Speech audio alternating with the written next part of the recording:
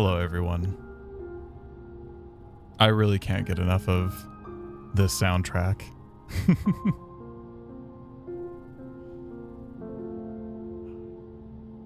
But it's Hollow Knight. Hello and welcome. We are going to be streaming Hollow Knight, as you could tell. Or at least, I hope you can, with the giant luminescent title. We are now playing a new game, but not just that, we are playing on a new setup.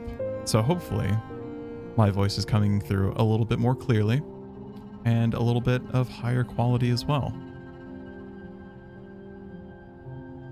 And if not, then of course... Oop, that's not what we wanted to do. This is my inaugural... Wow, I mispronounced that, but anyway. This is the first time that I'm streaming on a PC, so I'm still getting used to OBS as a setup without going through my Elgato to stream my Switch, because Ashen was 100% played on the Switch. But alas, we are going to have to... You're going to have to take a look at my desktop for just a second while we pull things up. And for that, I do apologize. But hey, here's an insight into my life, I guess. Ooh, crazy. It's amazing. You can see my desktop. And where's chat? Come on. There, you can take a look at my Steam library for a second. There's chat. There's the wonderful chat.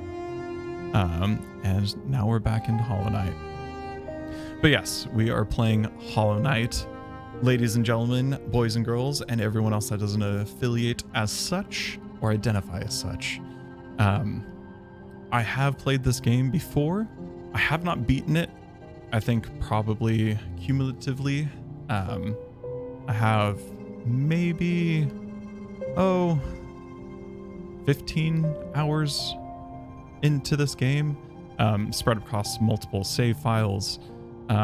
I initially got this game back in 2018. Funny enough, it was the first PC game that I bought in a really, really long time. Prior to owning a PC, I had a Mac, and you know, Macs aren't great for gaming. So I finally bought a quote-unquote gaming laptop, and I downloaded Hollow Knight. Had no idea what this game was, had no inclination of Team Cherry. I just saw that it was on sale. It looked cool. It had some cool art style that, like, I just saw little snippets of it on the Steam preview. And then, since it was only like $10, I said, fuck it, and picked it up, and I immediately fell in love with it. And then, you know, life got in the way. I was doing my master's degree, and turns out those don't really allocate a lot of time for gaming. So unfortunately, Hollow Knight fell by the wayside. And then leading up to the stream, I was making sure that the setup was all right, and that I kind of had a decent grasp on the mechanics before delving in, because God, no one wants to see me struggle through this game too much. Obviously, there will be some struggles had, as this game is not notoriously hard, but definitely not notoriously easy either. But yeah, without further ado, let us enter in to this brand new adventure. Start with a wonderful new save file. I guess that will be fine. And then...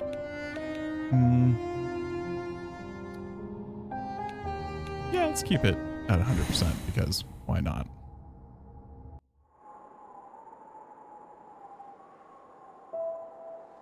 Oh, that's right. There's no voice acting. I guess I'm going to have to read things out loud like a good streamer. In the wilds beyond, they speak your name with reverence and regret. For none could tame our savage souls, yet you the challenge met. Under palest watch you taught, we changed. Based in... Oh, god damn it. I'm not used to reading things out loud yet unless they're chat. So, apologies while I start building that skill.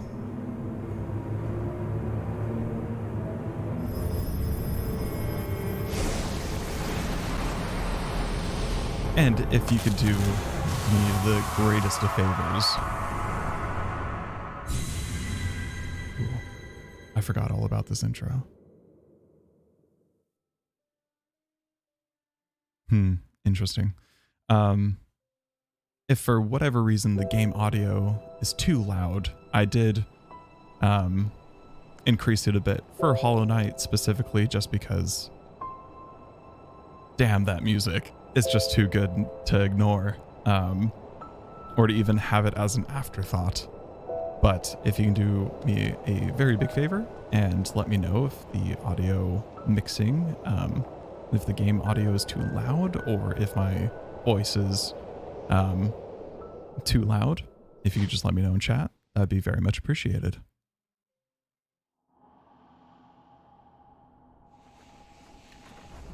Ooh. And away we go. Yeah, so Hollow Knight, for all of those that are not familiar with it, I think the classification of a game is that it's a Metrovania, an amalgamation between Castlevania and Metroid. Basically, you know, 2D platformer with a good amount of difficulty, but I think one of the notable marks of a Metroidvania is the acquisition of skills and how those acquisition of skills translate into how you traverse the environment in different ways. And as you build whatever like skill set that you have, the more places you can unlock and go to. So originally you're met with certain areas that are just, you can't get to it because you don't have the proper skill for it. Right. Higher beings, these words are for you alone. Your great strength marks you among us. Focus your soul, and you shall achieve feats of which others can only dream. Collect soul. Sorry, I find it funny that soul is capitalized. Obviously, that's a conscious decision to make it so you know what resource you're collecting, but it's just funny to me. Right, so... Oh, that's right. We have to hold to focus, and what I find interesting is that, say we got hit by that that little fly creature. You know, let's go ahead and do a live demonstration. All right, so we got hit, and as you can see at the top left, we have a floating head jar full of soul liquid, apparently. And then 5 Alienware heads. But obviously, since we got hit, we're only down to 4 with 1 absent. But if we hold down for a certain amount of time, we regain health. So the mechanic goes is you get hit, you have to attack enemies to regain your soul jar meter, so that you can heal yourself, which is cool. It's cool. It's an interesting healing mechanic, in that it is a little bit of a time investment. So, you know, in the middle of a boss battle, can you really spare? I haven't timed it, but at least a second to heal, or you just kind of shit out of luck where you have all of the head juice in the world, but you have no time to spare.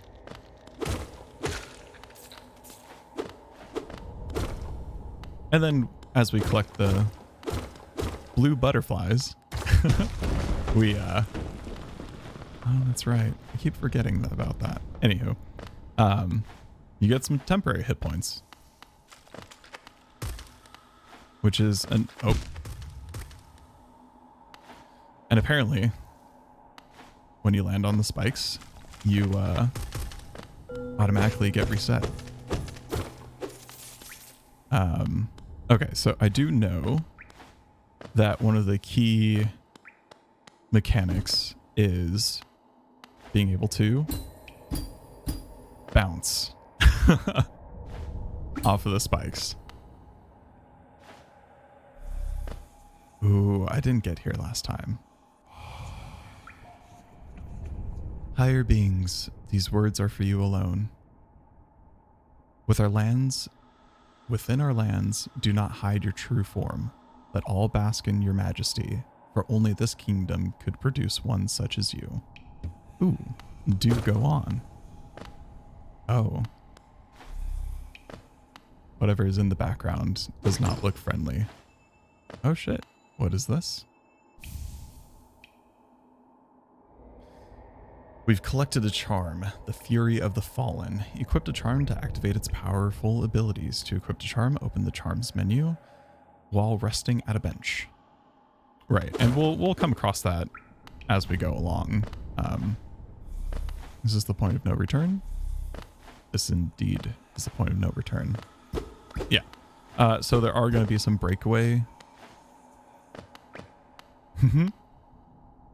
I love that you can jump into a chest. Anyways, there will be breakaway walls. Oh, and we're back here. Oh, that means that we can get the geode. We can mine the geode for more currency that we missed as we fell the initial time. So that's pretty cool. But yes, as you collect more skills, the more you can traverse, and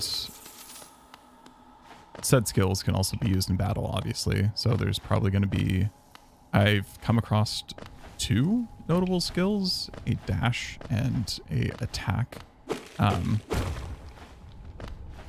At least as far as I can remember, those are the 2 that I had, but yeah. Higher beings, these words are for you alone. Huh. Beyond this point, you enter the land of King and Creator. Step across this threshold and obey our laws.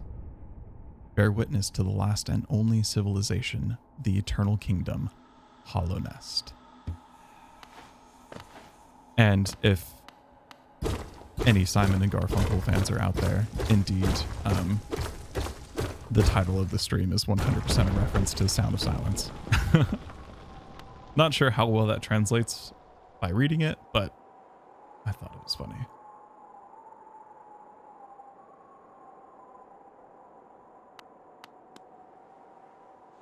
All right. And now I can't remember if, I mean, maybe that was a cinematic superhero landing. I can't remember if there's fall damage in Hollow Knight or not. I'm sure we'll find out fairly shortly, but I just kind of want to take a moment to just call out the amazing, just the absolute amazing artwork. Like, I don't know how many people work at Team Cherry. I know that's a fairly small operation. Or at least it was at the time of Hollow Knight, but just everything about this game is just absolutely beautiful. And yes, much like Ashen, I will be using the word beautiful and amazing quite a bit because I enjoy this game just as much.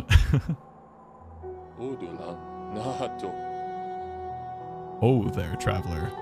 I'm afraid there's only me left to offer welcome. Our town's fallen quiet, you see. The other residents, they've all disappeared, headed down that well, one by one, into the caverns below. Used to be, there was a great kingdom beneath our town. It's long fell into ruin. yet it still draws folks into its depths. Wealth, glory, enlightenment, that darkness seems to promise all things. I'm sure you too seek your dreams down there. Well, watch out. It's a sickly air that fills that place. Creatures turn mad and travelers are robbed of their memories. Perhaps dreams aren't such great things after all. Well, Ullerbug, you're a bit of a fucking downer, man. Oh, and now we can see what that charm does. Embodies the fury and heroism that comes upon those who are about to die. When close to death, the bear's strength will increase. Nice.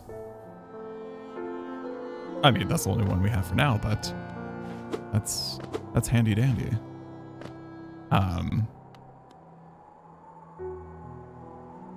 Right, so I might be, and I apologize if I am, I'm kind of glossing over some of these things just because I've been through this before.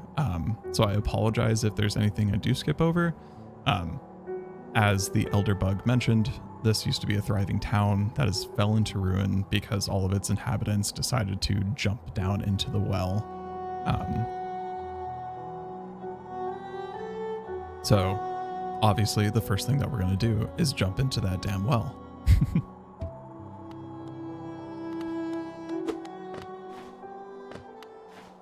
I don't think I ever found out what was behind this door though. Oops. A stone door with a simple lock. Fair enough. But yes, I had oodles of fun. Oodles and oodles. Printing and painting the Hollow Knight figure. He's so, I mean, I hate to say it, but he's so damn cute. Like, very few times do you ever play a character that you just like, I want like 4 or 5 of them just to cuddle and squeeze. Much like what that bug was trying to do to me. But this is, now that cutscene is sort of fresh in my mind, I do notice that those bugs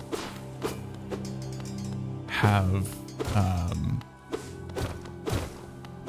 like they emit a orange goo or gas when they die, which is the same color of orange as what we saw in the opening of this game. See, I really don't know much about the lore. I didn't really delve that too far into it. I know some of it. Oh, balls. Hi, Bumpkin. I did not realize that the game category is Ashen. Oh, let me just change that awkward thing real quick.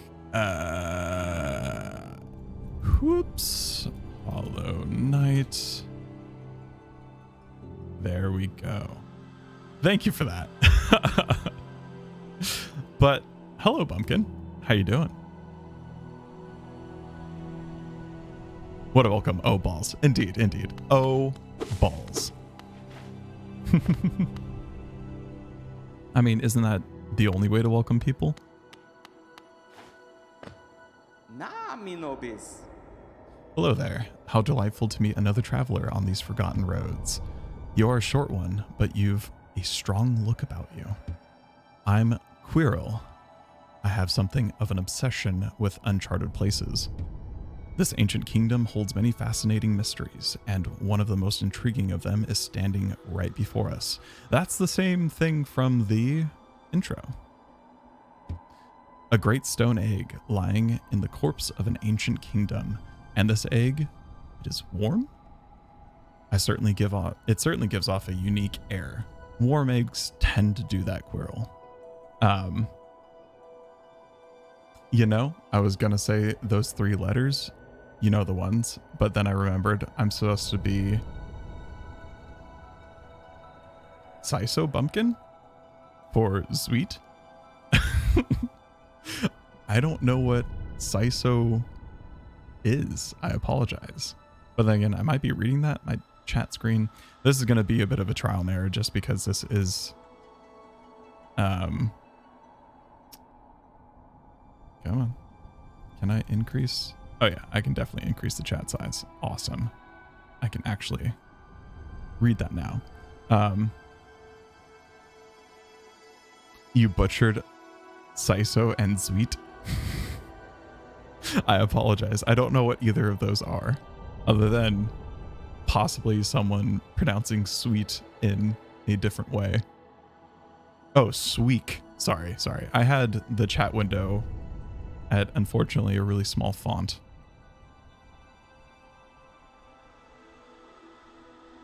Oh. Gotcha. Say so. And Zweek. Apologies, Bumpkin. What do those mean?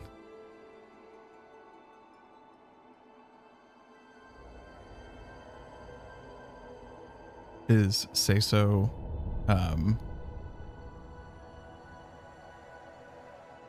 yeah, I'm finding it hard to know the context behind that. You were tabbed out. Oh, no worries, man. No worries. I mean, I very well could just Google it instead of being the chump that I am. What do those mean? Say so and Zweek.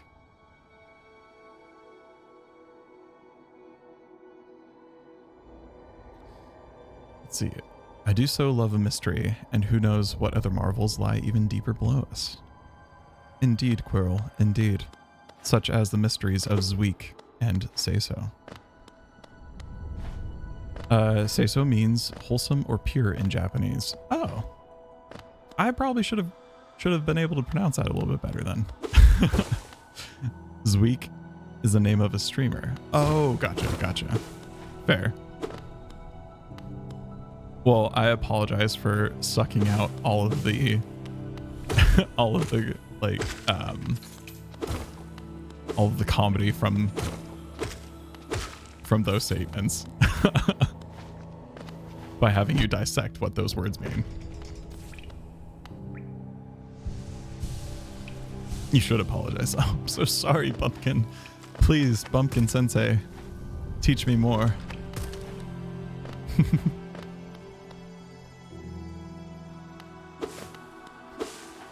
Actually, somewhat speaking of, I've been, I mean, to be fair, you and Lycan have taught me what simp meant. Now I'm learning all of it. Sorry, I know that wasn't articulate, but I'm trying not to get smashed by a giant hammer.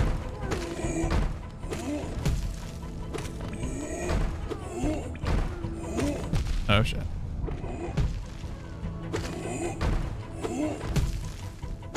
But yeah, somewhat speaking of, God, those things are fucking adorable. Guess who's been practicing his deathless runs?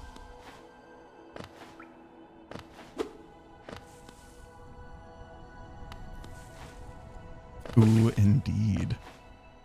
I have not gotten far.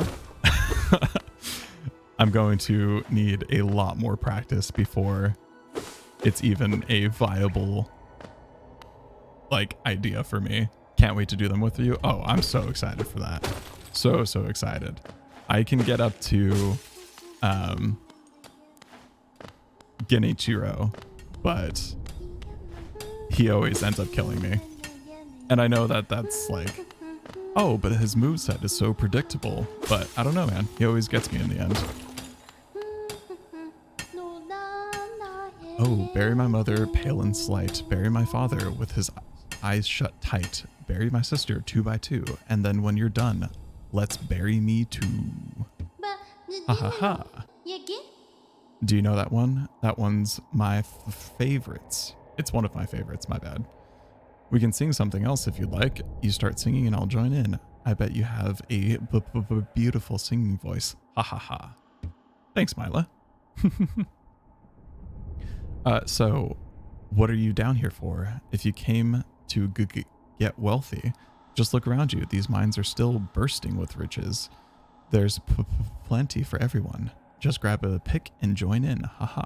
But Mila, who are you going to sell any of this to? The only town is in shambles. I guess we're just going to not talk about that. How about sometime next week or so? I can't do it this week.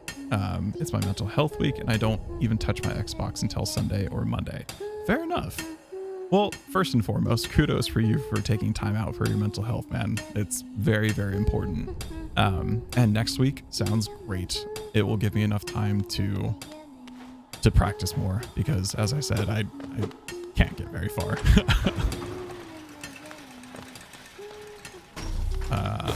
Yeah, sure, we can stock up on some souls. How far do you usually get, out of curiosity? And, you know, I have to be perfectly honest. Even the ogre gets me sometimes. And by sometimes, it's usually like a 50-50 shot. Otherwise, I get sucked into games and become obsessive. Fair, fair. A good way to take a step back and get some scope, really. And yeah, that is probably a cringy way of saying it, but hey ho. Okay. The gate guy gets me all the time. The gate guy. Just so damn powerful. Which gate guy? The one in the very beginning? Or are you talking about the monk? You know, at the gate of Ashina Castle. Gyobu. Oh, Gyobu. Horseman. Yeah, I probably should also learn their names as well as movesets. Yeah, he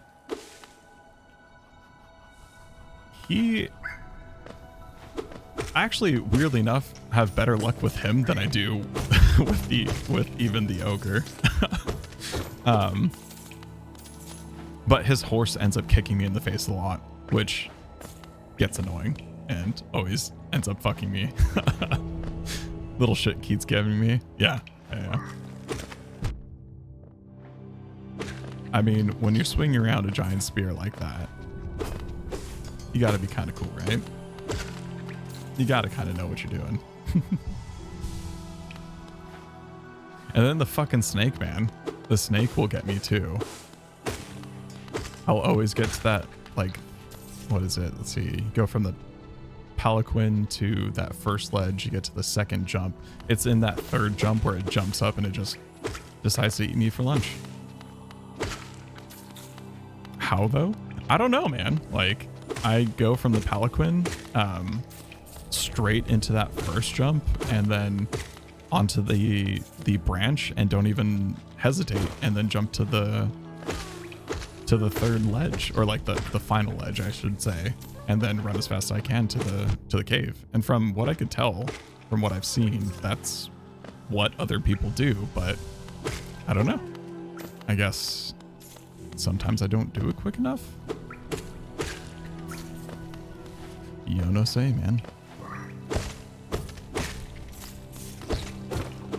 I can't wait to die to Grandpa Set Mario over and over. Oh, Al. You cheating bastard. Out of curiosity, which ending are you running? Because I guess we should probably sync up with that if we plan on doing a dual stream.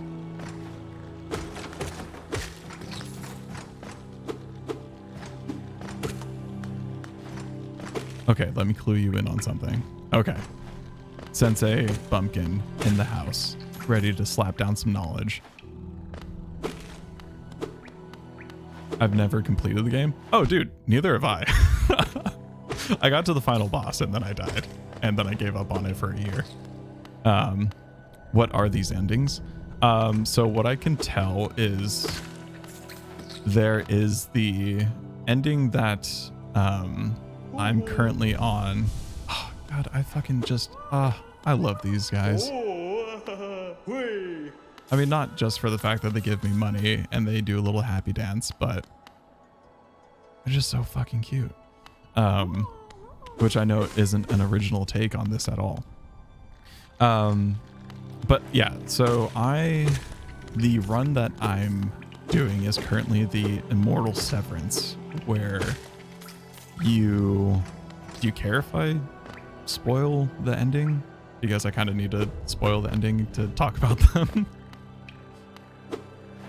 But for me, it's more like I suppose masochism is perfect, preferable ending. Yeah, it's already. All right, fair enough. So the Immortal Severance is you end up killing. Okay, yeah, no worries. Just let me know when you're back, and I will tell you about the ending that at least I've been running, or I can't even say that I'm running for an ending because I can't even get back past one of the main bosses that's in the beginning of the goddamn game. But yeah, see you in a second. Also, I super apologize if there's anyone else watching that has not played through Sekiro a bit. Please look away. Don't listen if you're not wanting it to be spoiled. It'll be an unreliable time when I get back, so don't hold your breath. Oh, dude, same here. I actually find a bit of comfort in knowing that it's not going to be fully one-sided of you just blasting through it and then me still getting stuck way at the beginning. I'm also trying to figure out how to set up a death counter, because that will be nice to keep track of everything.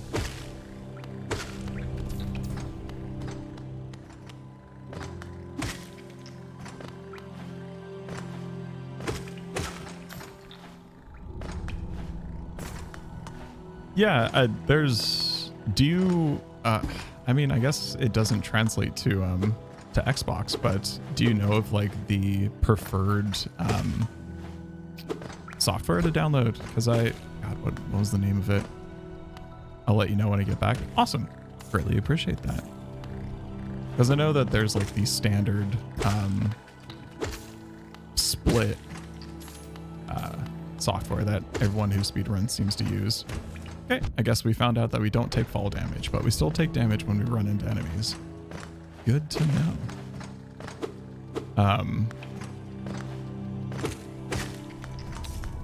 And I think you should be able to modify that for just death counts and personal bests. But it will be a little bit of trial and error.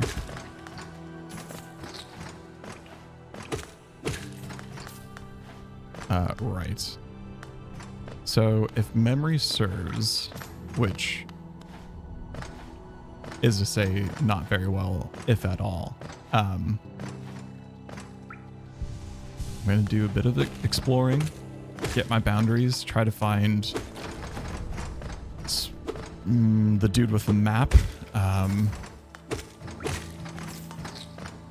Cornifer, I believe is what it's Cornifer and Isabella, right? I don't think it's this way, but oh well, let's check it out. The Pilgrims Way, travelers of Hallownest, descend through verdant wilds and verdant grows to the city at this kingdom's heart. There all wishes shall be granted and truth revealed. Sounds like something. Oh, right. I forgot about those guys. Yeah, no, we can't mess with them yet. But that sounds like a sales pitch that they would put in like a 90s infomercial commercial. And then for only 3 easy payments of $19.95, you'll be privy to the knowledge of this book. And you get another book thrown in for free. Oh, 短シャツだ。 Hello there. Come down to explore these beautiful old ruins? Don't mind me. I have a fondness for exploring myself. That could be taken out of context. Getting lost and finding your way again is a pleasure like no other. We're exquisitely lucky, you and I. I'm a cartographer by trade, and I'm working on mapping this area right now. Would you like to buy a copy of my work so far? Hell yeah, Cornifer. If that is indeed your name.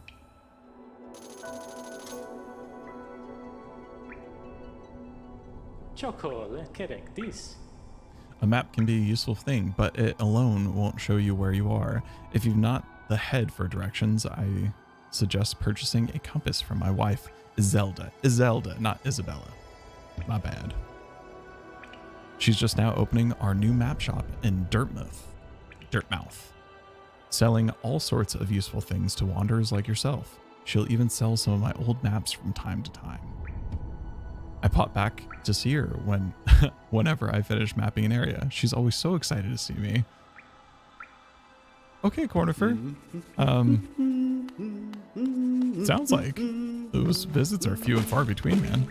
Might want to go back and say hi a little bit more frequently. But hey, whatever works for you and shit. Zelda.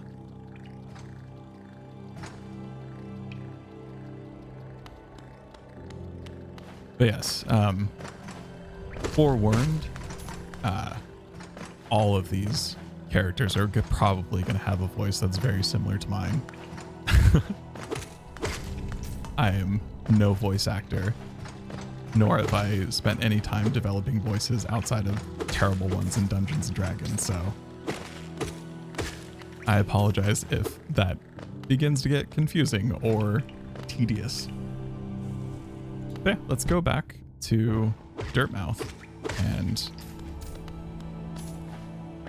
see if we can't buy some maps or buy a compass, because if memory serves, getting a map and getting a compass was instrumental for me not getting lost in these areas.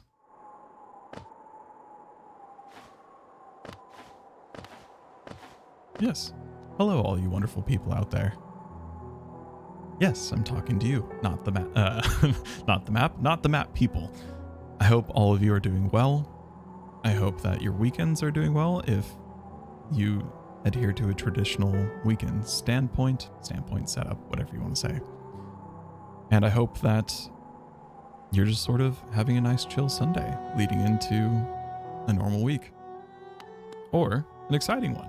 Or just a good one in general. Come to buy a map, have you? I know, I strangely sound like my husband, Cornifer, and the Bug Elder. It's really my husband you should be dealing with. What a surprise. He's headed down below. He'll pop back occasionally to deliver new maps for the store, but I do wish he'd spend a little more time up here. See, Cornifer? I told you, man. You gotta come up here a little bit more often. I've not much interest in retail myself. You and me both, Zelda. That was not a vocation that I particularly enjoyed. Now let's see what we have. Let me see here. Whoa, sorry. Let's try that again. Take two. Now let's see what's here for me to sell. Wayward compass, highly recommended if you're having trouble finding your way in the maze of ruins below us. Try this charm. It will pinpoint your location on your map, incredibly helpful for finding your bearings in unfamiliar territories. Bumpkin is back. What's going on, man? We're trying to make our first purchases. Let's go ahead and get the compass. Nothing much. Fair. The endings. So I'm not... Yeah. Tell me all about the death counter. Because I know that there's the normal split overlay. I forgot the name of the software, but there's like the standard one that everyone seems to use that I think you can just modify to being a death counter. But if you have a better idea, please, I'm all ears.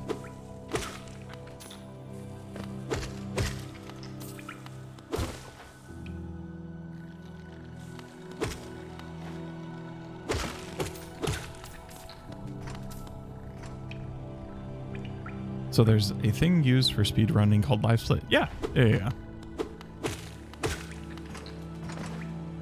I am at least somewhat familiar with that. Wait, where are we going? Oh, shoot. We didn't actually equip the new, not emblem, thing that I forgot the name of. One of the things you can have is counter, which counts the amount of runs you have done. Oh, okay. I did not know about that. That will probably end up being a fairly high number for me.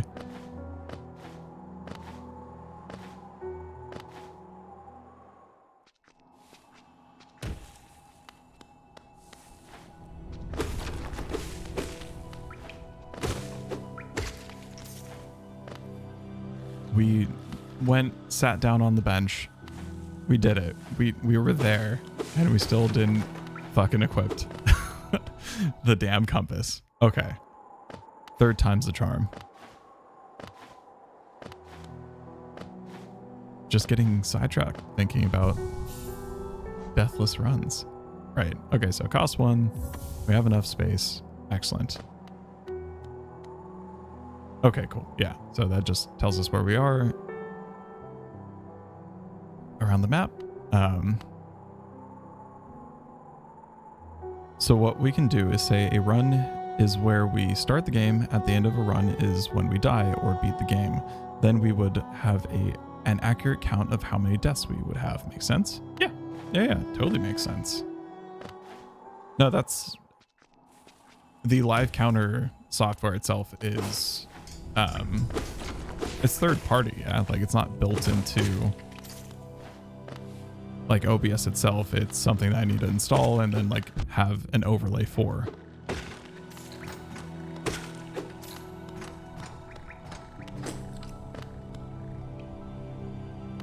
Right. This is where those guys are. Since I'm a self-proclaimed speedrunner, I already have live split installed. Dude, you are not self-proclaimed. You are indeed a speedrunner. So that's awesome.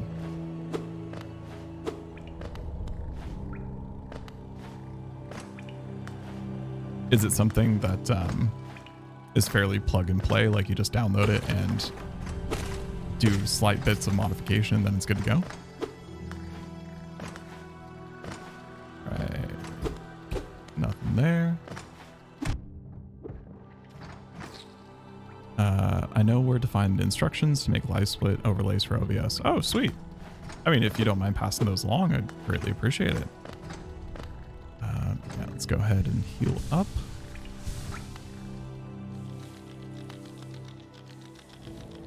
Okay, we haven't explored this part yet.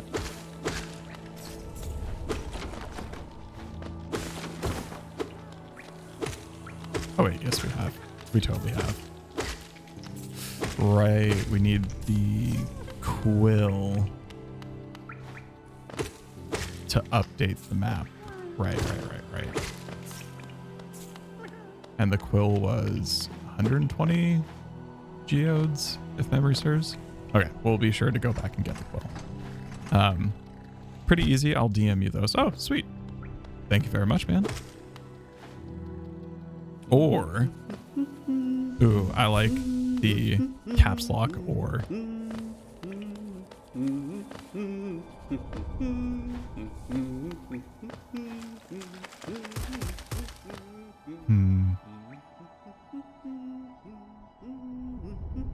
Right. Let's go to the right.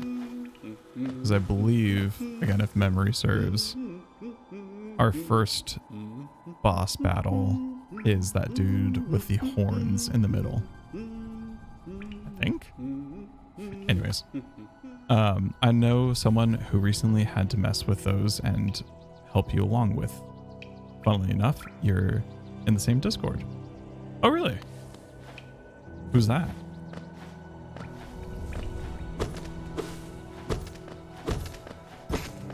Tower. Oh, right on. Yeah. I guess Tower is But doesn't he also play Titanfall on Xbox though?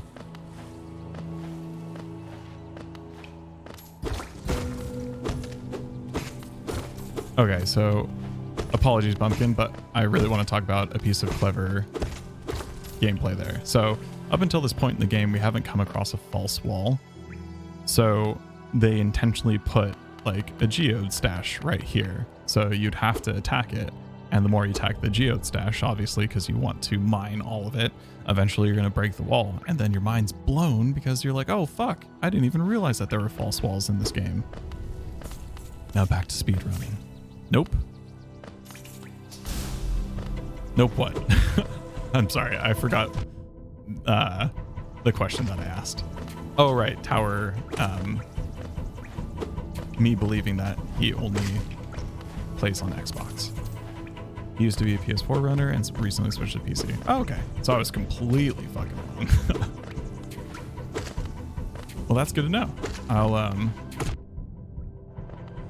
I'll either try to catch him on one of his streams or I'll DM him in Discord.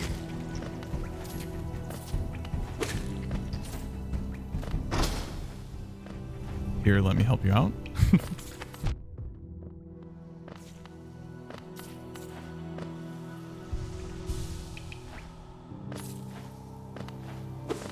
Is he currently on? Excuse me.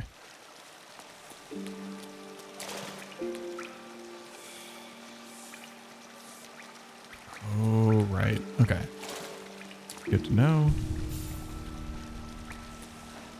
Okay, so we have 149 geodes.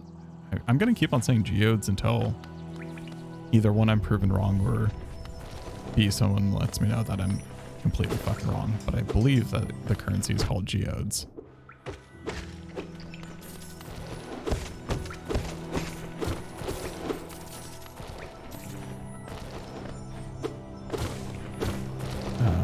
Okay.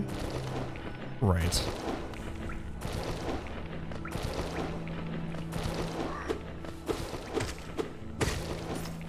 I mean,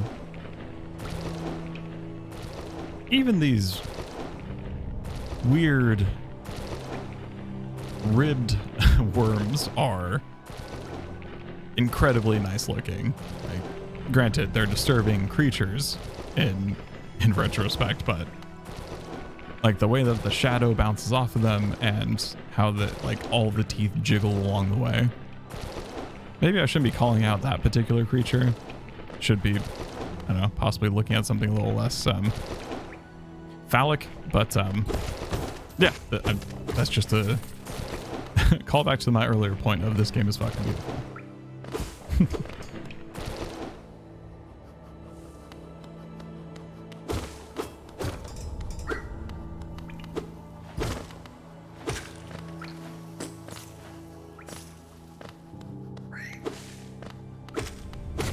Though there is one noise that I'm remembering now that I hated when I first played through, and it's that like spit noise.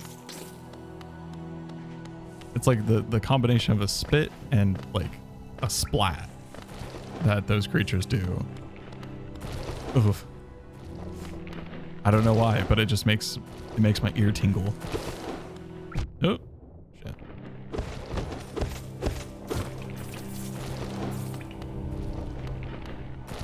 Nom nom nom nom nom. Right. Okay, so we are here.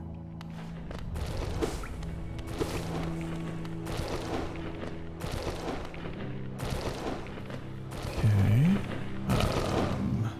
Don't think we can make it. No, we cannot.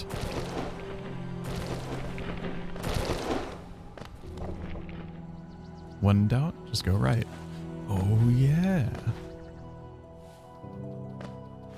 One of my favorite characters, creatures, beings of this game is about to come up, and I'm very excited.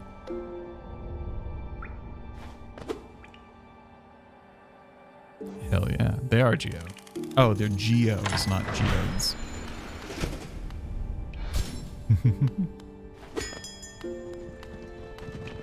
Ah, I love him.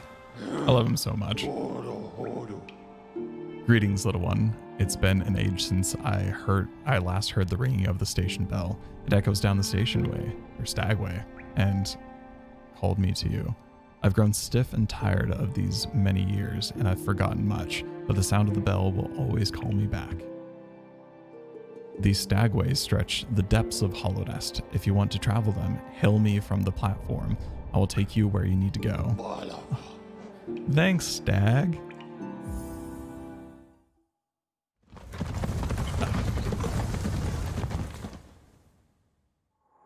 All right, it has been done. What has been done, Bumpkin? You said, let me help you out, and then you disappeared for a few minutes. Check Crisis Discord. Oh, gotcha. Is there a way that I don't minimize? No, there's probably not a way that I don't minimize the game. I need to fix that. I probably should just do a screen capture of the game itself and not my monitor, but I will check after the stream. And thank you for the aid that I don't know what it is, but I'm assuming that it was helping me do the setup. So thank you, Bumpkin. Bafanada. Right. I forgot what the pins do. But yeah, Bumpkin, how you doing? How's your weekend been?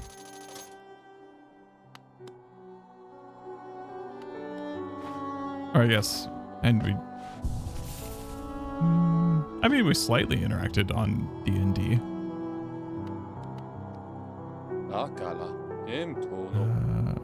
Gotcha. Well, I've heard the tales of the glorious line, a web of tunnels running all through the kingdom. Not that I'll be traveling them, mind you. I'm quite content where I am. Thanks, Elderbug.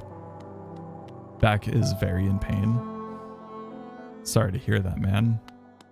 Is that...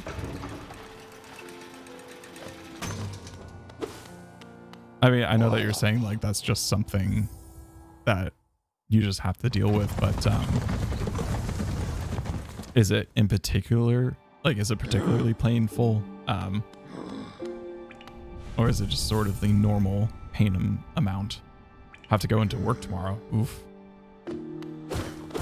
Sorry to hear that, man. Is that normal, or is this a new work situation for you? And by work situation, I just mean like having to go in.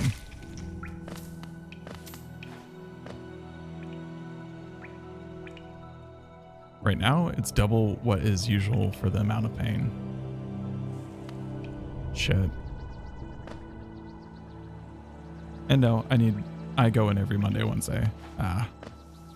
Fuck, man. Well, I hope that, you know, either you get a good enough night of sleep that your back relaxes so you're not in so much pain tomorrow. Or you're able to like find some way of easing some of that pain so you're not having to commute. Some good rest will help? Okay, fair enough. Well, I hope you have a great night rest.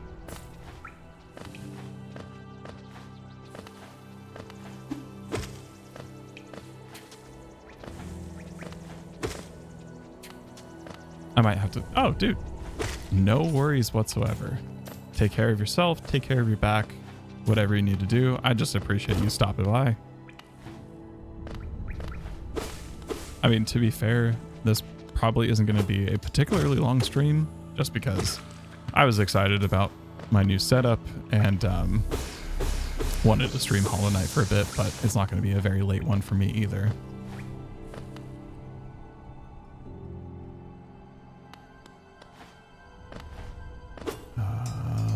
Let's see.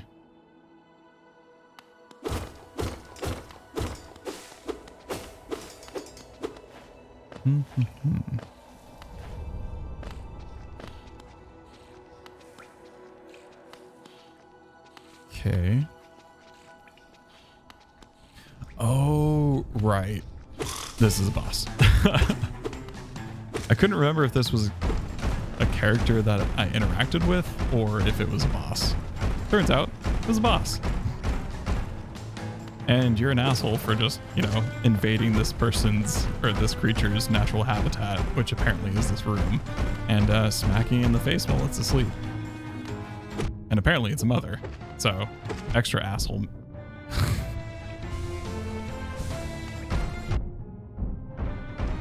Shit.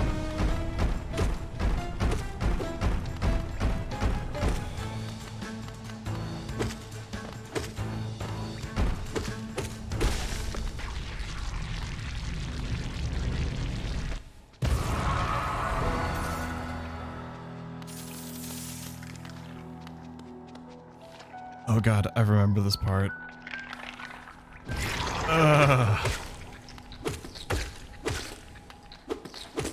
Babies exploding out of his stomach is, regardless of if it's a bug or not, is still very disturbing. And just leaving the husk of its mother behind. Oof. I have made it a personal rule for this week to not stay up past midnight, which is harder task than it seems. Fair enough, man. I mean, you're in Central Mountain Time, which would be 11 o'clock right now, if memory serves. But, you know, if there's any solace in company that I set myself saying, hey, you need to be in bed, not necessarily even asleep, but just be in bed by at least 11:30, and oftentimes that is just not possible. Well, it's possible, but I end up overshooting that quite a bit. Oh, it's 10 actually. Oh, okay, fair enough. Oh, right, you're only an hour difference. But, what is... He's very interested in our conversation about time zones. Oh, yes, I see. Oh, title.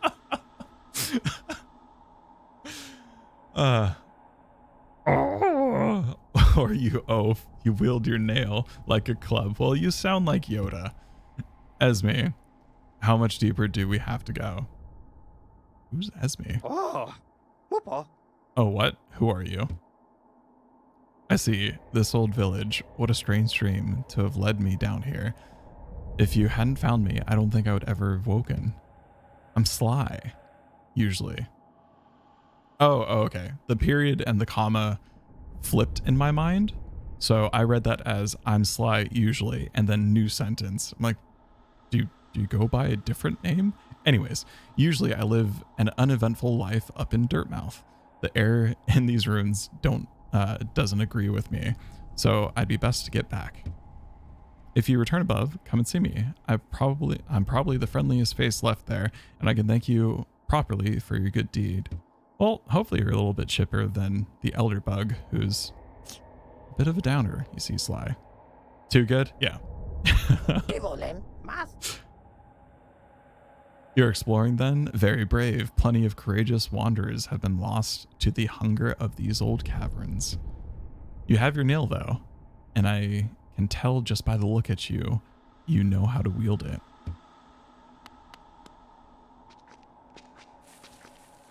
I need to plug in my shit and whatnot. Like your phone and all that good stuff.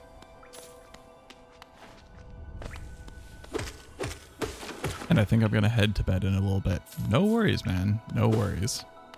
It's probably a smart way to start off your week by setting that standard, getting as much sleep and as much good quality sleep as you can so that the work week continues along that trend. Yep, phone, computer, that kind, wireless headphones. Fair. Lots and lots. The plague, well, not plague, but the technological downside of having things no longer running on batteries is like, ah, fuck, right? I forgot my headphones were only at 15%, but now they're at 5%, and I can't listen to them while they're plugged in. And the endless amounts of things. Though, I will say, I mean, granted, this doesn't apply to you. for tomorrow at least, but that used to be a big trouble of mine while I had to commute into work, is I would often forget about plugging in my phone the night before, so I bought a charging phone case. But now that I work from home permanently, it doesn't fucking matter if my phone's at 3%. Oh, so true. Yeah. It's weird. Work life is weird. Living is weird in general, but especially in these times. Right. So up we go.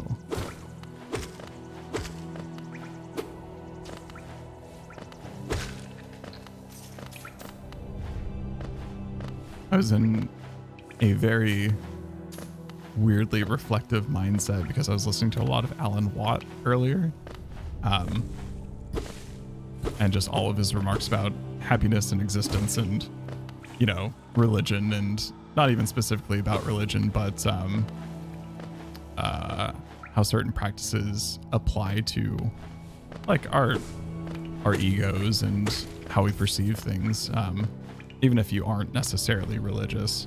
And holy shit, one, it's just a pleasure to listen to him talk, and two, it just puts you in a non-existential crisis sort of mindset, which, oh my god, was that just so needed. Like, I love listening to him like talk about the various topics, and obviously it gets into like the weeds with some of it, obviously talking about existence and belief systems and all that jazz, but it wasn't ever anxiety inducing, which is just so far and few between.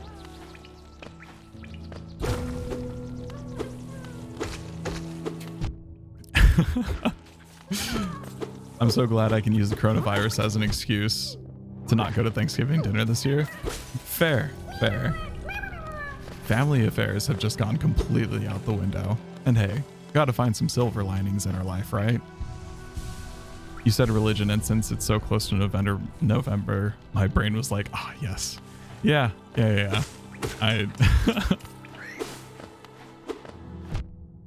Family functions are weird. I'm not sure what your Thanksgiving landscape is like, but do you have anything planned for yourself now that you're not subjected to the normal family exposure? Wait, can't I parry sword attacks? Or I guess nail attacks, excuse me. I don't think I did it that time. I mean, Bumpkin, clearly I was talking about the religion of Halloween. Because goddamn, is that not just way better than Thanksgiving? Well, since I have Thanksgiving off, I'll watch anime. Fuck yeah. Just any that tickle your fancy in the day, or do you have one on your backlog that you've been meaning to watch?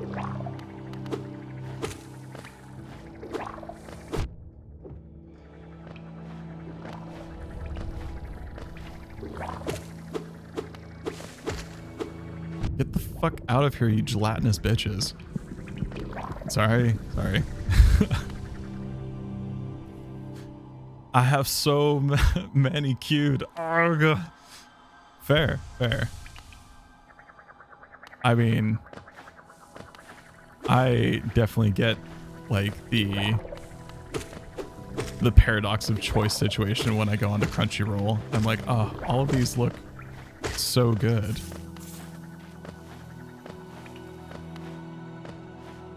Aha. Nailed it. Though, I did watch one, and it's on anime show, but anime film that has been on my list to watch for fucking years, and I finally got around to watching it yesterday. Was Akira. I've never seen it, and for it being such like an acclaimed film, like I was like, wow, it's gone far too long, and enough is enough. God damn it. Trying to talk about anime and not get hit by these fucking wiggling gelatinous bugs. Turns out it's a little bit beyond my skill.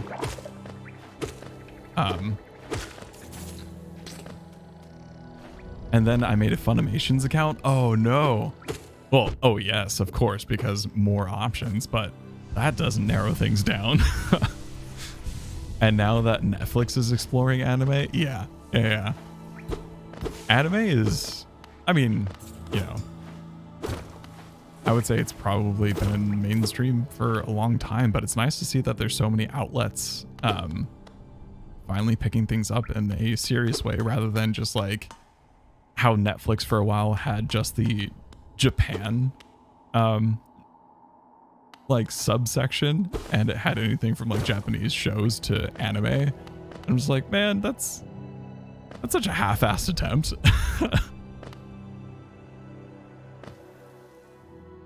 I'm gonna have to pirate a friend's account to watch Evangelion. Angry. I've never actually watched any Evangelion. If that's, is it Evangelion or Evangelion?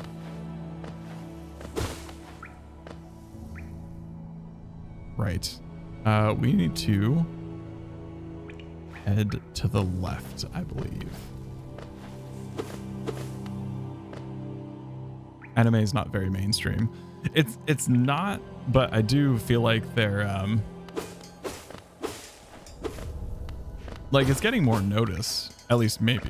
Granted, maybe it's just a bit of perception biased on my end, but I feel like, you know, it's being adopted, or is at least a lot more widely accessible than it has been before. Shit. Good anime isn't very mainstream. Ooh, that shade. Shit.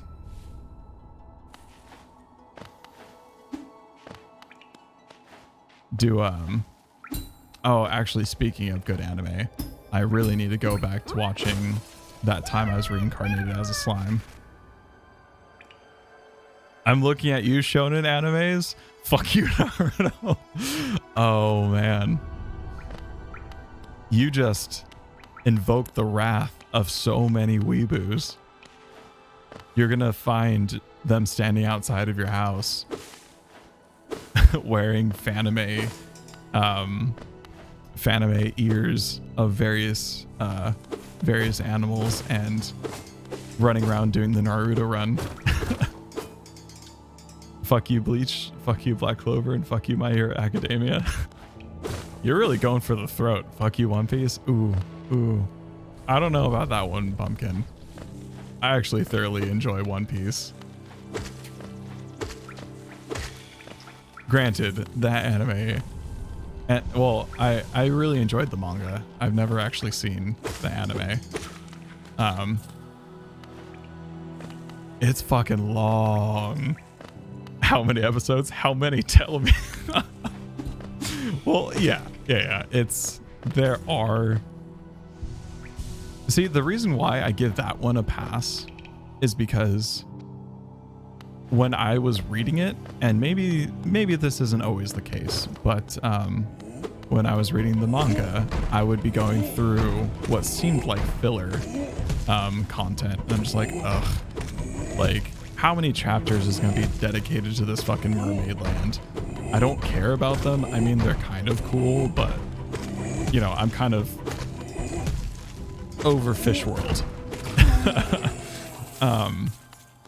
But you gotta hand it to them. Even the most, like, immemorable parts end up getting callbacks later on in the show or in the story. So that one in my book gets a pass because there are often callbacks. No, it's not that. It's the formula. Oh, fair.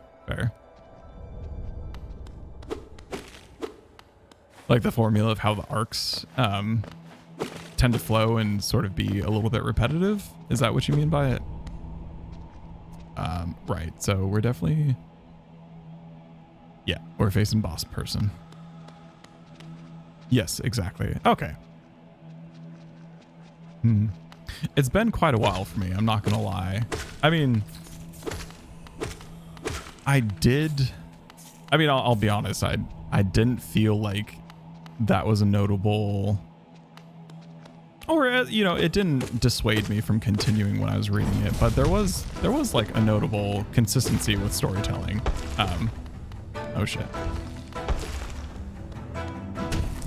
Okay. Okay. You send out shockwaves too. That's good to know.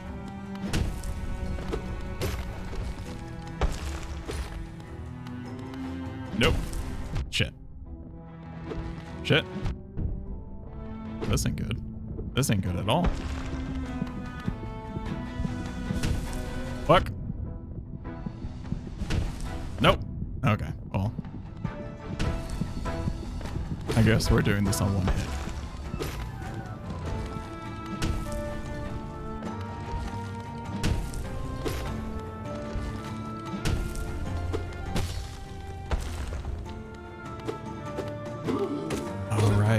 Little squishy face. More health. Shit. Can I heal? Can I heal? Uh-oh. Uh-oh. Okay. Nope, I can't go underneath him. Oh, fuck. Yep, that's it. That's game over for us. Inciting conflict, story reinforcement, character tie-in, big battle, and then optional mid-battle emotional moment. Yeah. I mean, that's fair, but I mean, emotional moment. Yeah. I don't know, man. Like, for me, while it was like, it did follow that formula, like you laid it out fairly well. It never seemed burdensome for me, or at least like would dissuade me from continuing it. Like, I was heavily invested in like the world around it, and granted, oh my god, is it not fucking just the most annoying thing to not get any goddamn clear answers for, like, I don't know, how, like, fucking 200 chapters straight? Like, what does the D have to do with anything? What is Blackbeard's power? Like, all that kind of stuff, and it's just hanging in front of you. And maybe that's what I found most enticing about it, and that might be just my own, like, it's playing off of my own I don't know, my own biases, or whatever you want to call it, in terms of storytelling enjoyment. But it seemed like a really, really rich environment, and that's what I found to be the best part, because, you know, like, the character development on a micro level is okay. So everyone's just a straight anime trope. Yep. Except for Usopp's introduction was fairly interesting to me. But that's also why they're so popular, because they are unoriginal.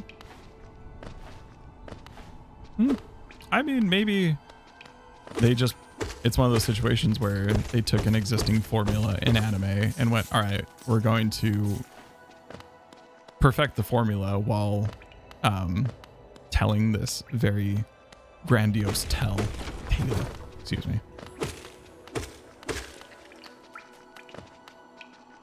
Oh, excuse me. Yeah. It gets boring. It seems like a very... Thank you for hip checking me while I was reading. It seems like a very Western storytelling theme, and I feel like the departure from said theme is anime's strongest point. But that's also why they are so popular, because they're unoriginal. Yeah, I can see that.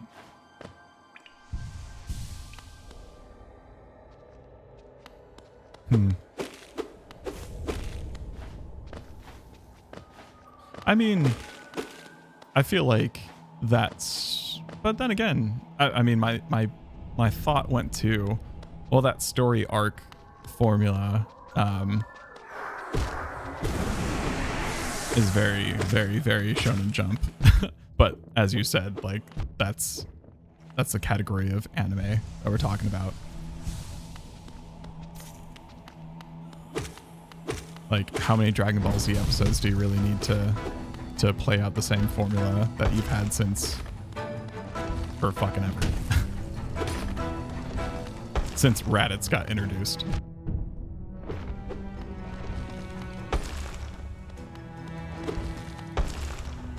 Hey, let me get angry and then yell and then power up because I'm angry.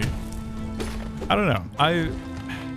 To be honest with you, I feel like One Piece held up to that formula in a much more interesting way than in Naruto, a step down from that, and then Dragon Ball Z kind of at the bottom of it, because Dragon Ball Z was just straight like repetition. It's like, oh, okay, when's someone gonna get angry enough to do a spirit bomb or whatever they want? Whereas like the world of One Piece I find to be really interesting, and then the magic aspect of Naruto I find to be intriguing, but sure as fuck not enough to actually watch all of it. Naruto, I mean.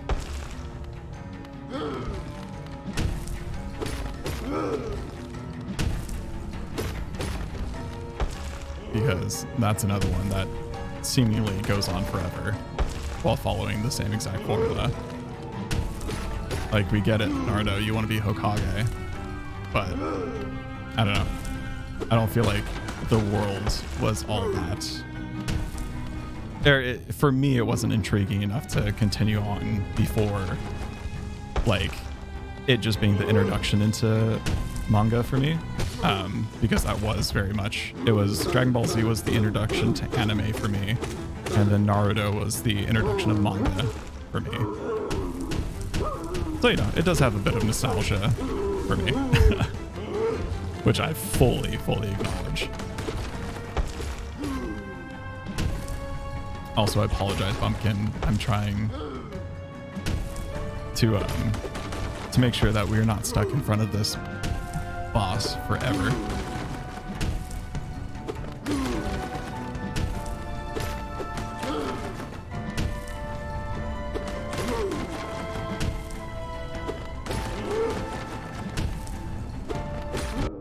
Shit.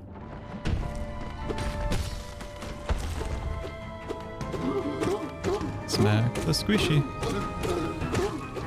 Though I'm gonna be honest, I feel a little bit bad by smacking this seemingly like clearly he's not helpless, but when he's out of his armor, he's a little bit pathetic.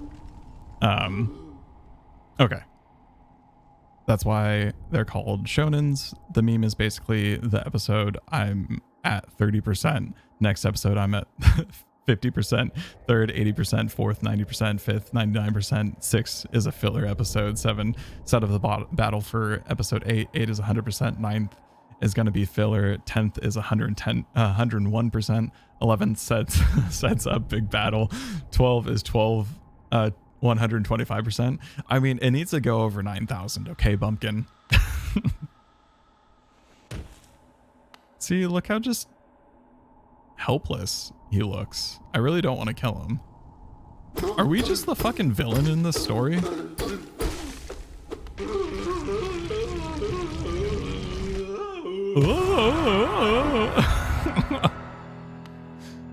I feel so bad.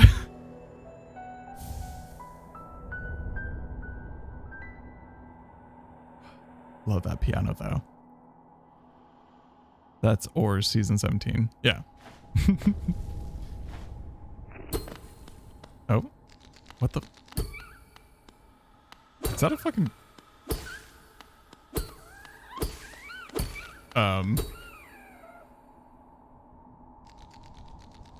Okay. Moving on. But yeah, no, I definitely see what you mean. I see what you mean, Bumpkin. Like, I remember trying to go back and watching Dragon Ball Z in like my adult life, and holy shit, I couldn't get past episode. I started skipping episodes because I'm like, no, this is just gonna be like it's gonna take too fucking long if I don't start skipping shit. And I couldn't even get past Raditz.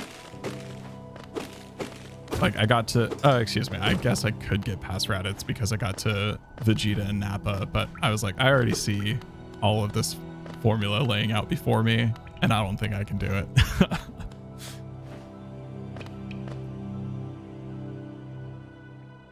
Give me that Death Note shit. Give me the Tokyo Ghoul, the manga version shit. Dude, Death Note, absolutely, 100%. My wife, that was her first anime, and she says it's both the best and worst introduction to anime because she's like, it's set too high of a bar. Nothing has come close since. Though it's funny that you say to Tokyo Ghoul because I tried watching it, but I ended up fucking hating the protagonist. Granted, like I didn't watch it past 3 episodes, but like, I don't know. He ended up just kind of like complaining a lot. And I'm like, okay, listen, man, just fucking like live into this shit. You're a ghoul. Like, stop bitching about it. That's why the manga is better. Yeah, I imagine so. Like, I mean, books are better than the video adaptation of it, right? Also, can I spoil something? Yeah, man, go for it. I don't think I'm ever gonna watch or read Tokyo Ghoul, so. So true indeed. Like, just everything about Death Note. And you're always, when I first watched it and it changed arcs into Light becoming a detective, I was like, oh man, they're gonna end up making this really shit. Like, this is gonna be terrible, but oh my god, is it not terrible? Like, once, excuse me to spoil what is, god, what an anime that's been out for 15 years or so, but as soon as L left, I was like, it's over. This anime isn't going to be as good because I fucking love this character. But, you know, the other 2 were good. What was it? Nero and N? As soon as L died, the anime should have ended. I don't know, man. I really enjoyed the second half. Granted, like, obviously the story between L and Light was just, oh, it was a masterpiece. It was so good. You didn't watch after L died. I would say it's still worth watching, man, because it's Death Note, and the ending of it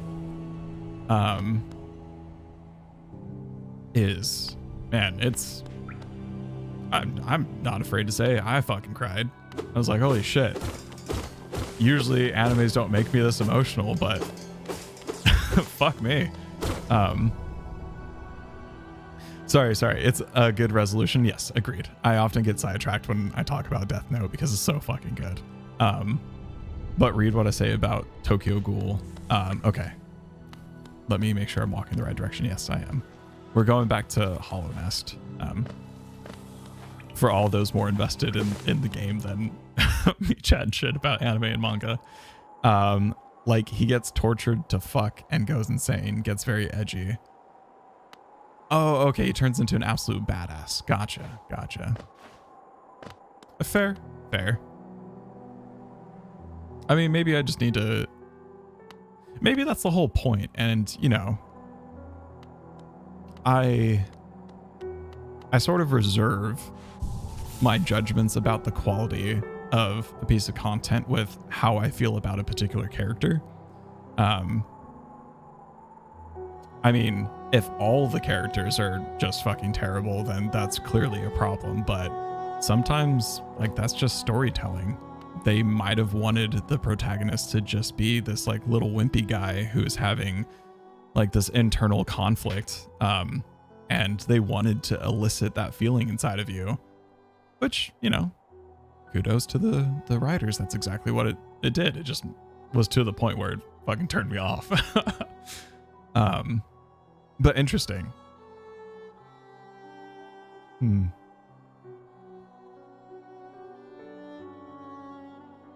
I guess I should, yeah, I guess I should just go back and give it another shot. Please stop with that argument. I hear it used as a defense for too many harem animes. I mean, in what sense is that used for harem animes? Like, they're all supposed to be cringy tropes of various fetishes. I mean, to be fair, that if that's what people want, then that's what people want. Like, you go into a harem anime knowing it. Maybe they just wanted him to be relatable. I mean, I think there's a difference though between relatable and excuse me if I didn't articulate this well, but like sometimes I will be watching a show and I'll just fucking hate a character. Like, it'll get under my skin. Not obviously in any grandiose way. And I'll know that that was the intention of the creators. Like, they want you to hate that character, much like, you know, they wanted the protagonist of Tokyo Ghoul. I'm saying wanted as if I'm kind of projecting my thoughts on this, is, you know, they wanted him to be wimpy, ineffectual, and sort of like the whole first arc is, oh, you're coming to terms with what you have become. And, you know, it wasn't for me. We all know it's because they were preying on your horny ass and you imagine, yeah. But, you know, I feel like that's slightly different than to the point that I was making. Like, yeah, you are 100%. I hate to generalize, but like in those circumstances and what you're referring to, Pumpkin, is people projecting themselves onto the main protagonist in a harem anime because they want to be in there and doing that stuff, and having all of the sexy time with the various tropes of anime girl.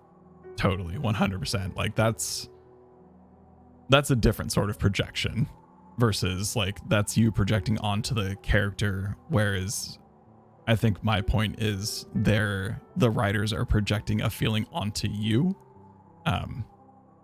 which, you know, could be, holy shit, was that loud for anyone else?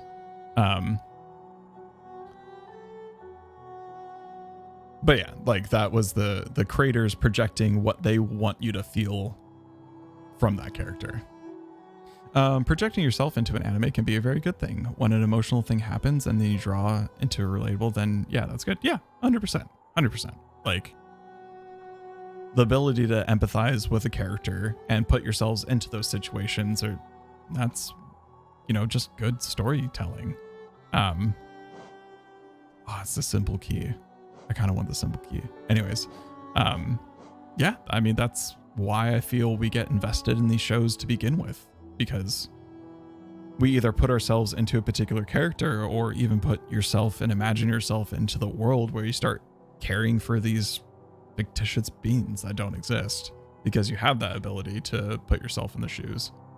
My computer's gonna die. I'm gonna plug it in BRB. No worries, man. No worries.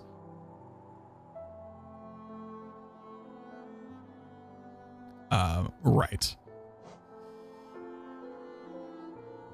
A piece of a soul vessel, you know, those ghastly looking orb things. I don't really like the aura about it, but it's quite rare, so I have to charge you a high price.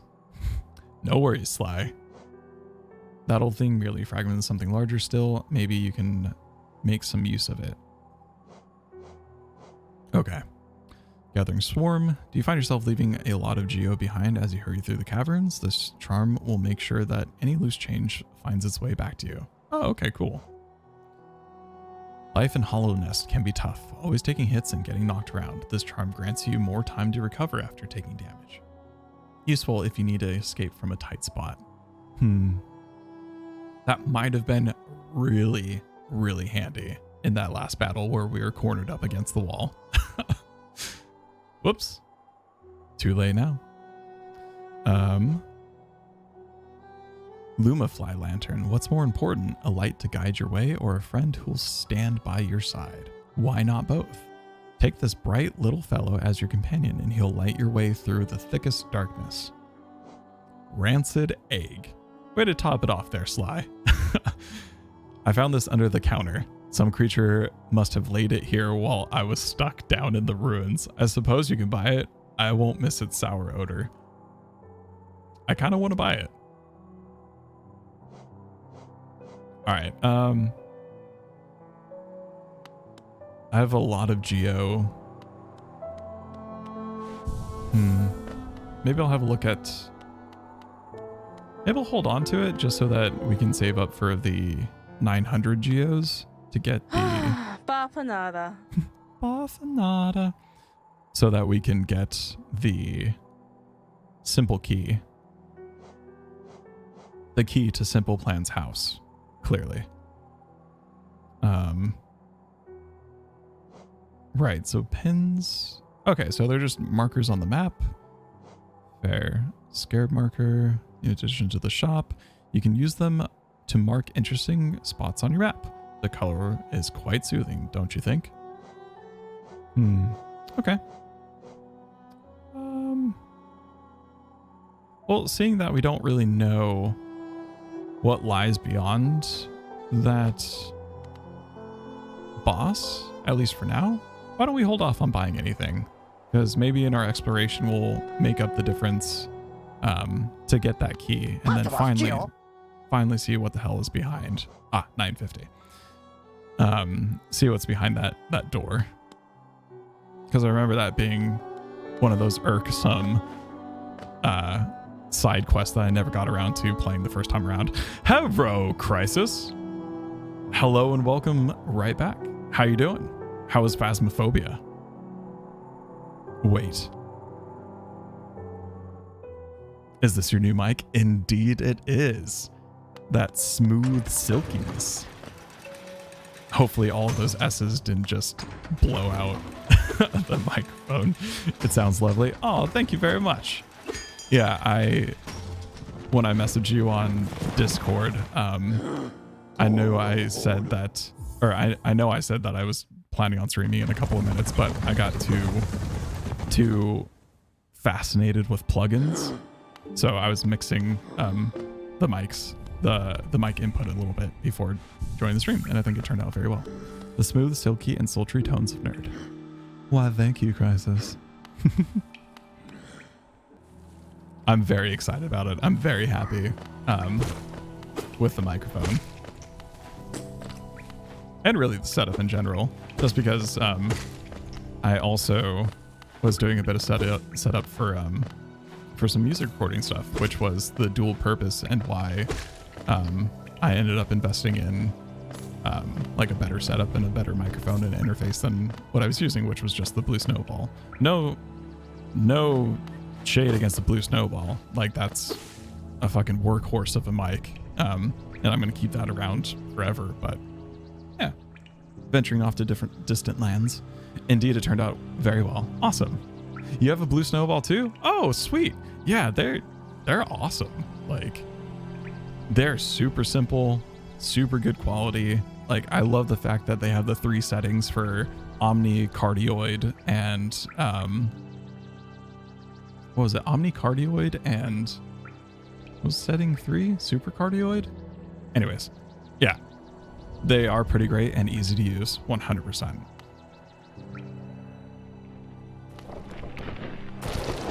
And, you know, there's also the added benefit for mine where I got it as a gift. So it was also free.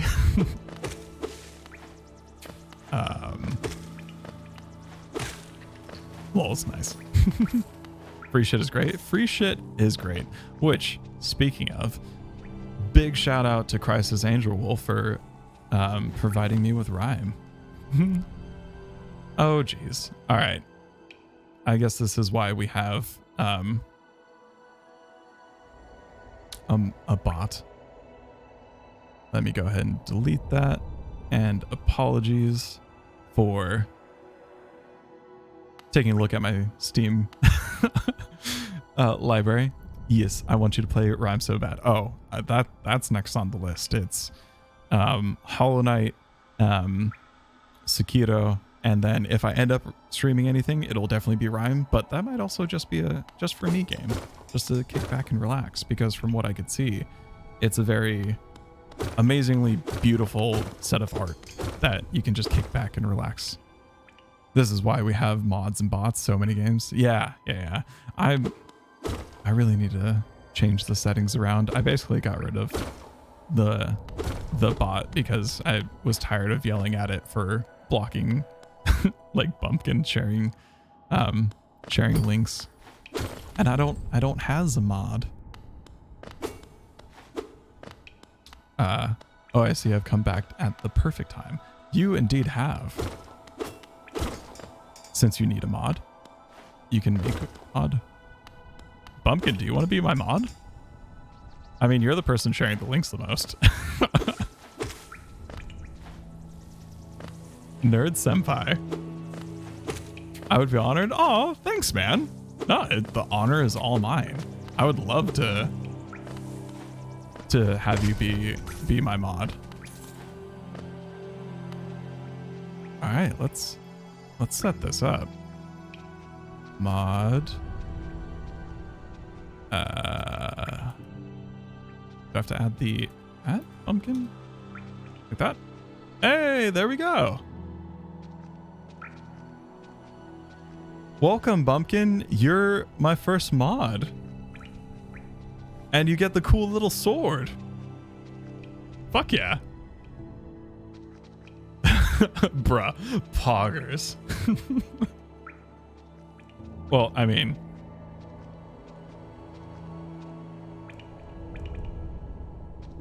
there we go. And no, we're not throwing around that title willy-nilly, but I feel like I'm in good hands with both of you. And of course, like, since you just told me how to do a Crisis. I like this title with great happy. No, thank you. And obviously, like, there's absolutely no strings attached there. Yeah. Welcome aboard, both my moderators.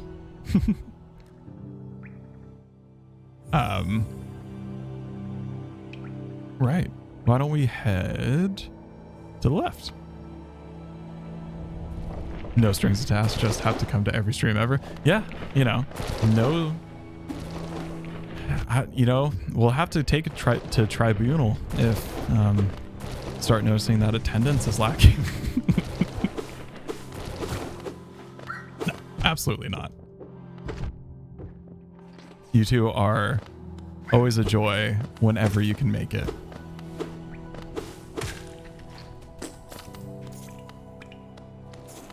Oh man, just don't let the power go to your head, Bumpkin. Why is the Demon Slayer theme so good?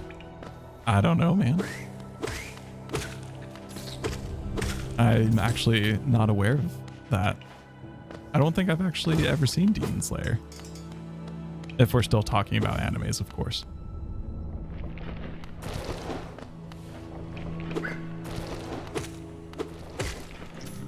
This game is so unbelievably adorable, but I'm not much for a fight sequence game. Yeah, this game, I mean, I'm trying not to gush too much because it could very easily encapsulate everything that I end up saying on the stream. And no one wants that. But yeah, this game is adorable and just gorgeous in general. Like even these worms I was saying earlier just look good. From the shading to like their jiggling teeth. Kimetsu no Yaiba. Okay. Crisis, what is your opinion on shonen animes? The teeth indeed. Oh, yes, we were just in a heated debate about shonen. Not really.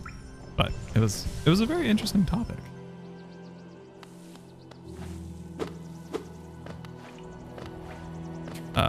Right, so the hot spring is up there, which I've never been to a hot spring before, but that sounds fucking lovely.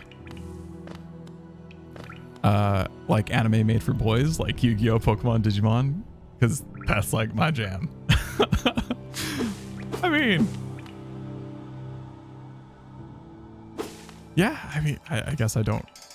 I was gonna say, well, I don't think they're all for boys, but yeah, they kind of are, aren't they?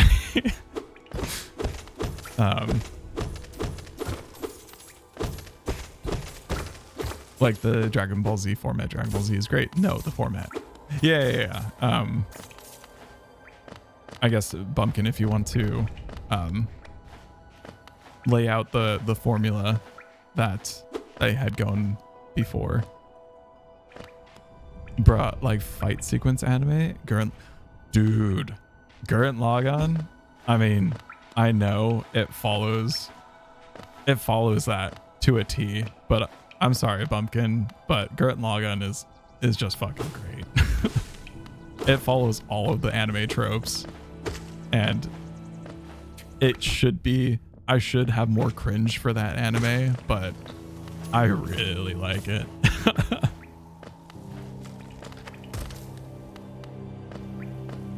Believe in the me that believes in you.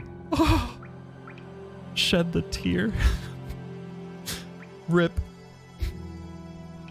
Shonen animes are also Naruto, My Hero Academia, Black Clover, and Bleach. I couldn't get into Black Clover. That was too much. Dude, it's Bloodshot's favorite anime? Well, that's because it's a fucking good anime. And I liked Bloodshot before, but he got a couple of brownie points with me with that one. I legit cried at the end of the 4th episode. I think I know what event happened there. Like was it the 4th episode? I don't remember. It's been a very long time since I've seen that. It was the 4th or 5th, or it was early on. I mean, I don't think we can. I don't think we need to play coy with, like, if you haven't seen Gurren Lagann, then please mute the stream really quickly and also go and watch it. But are we talking about the death?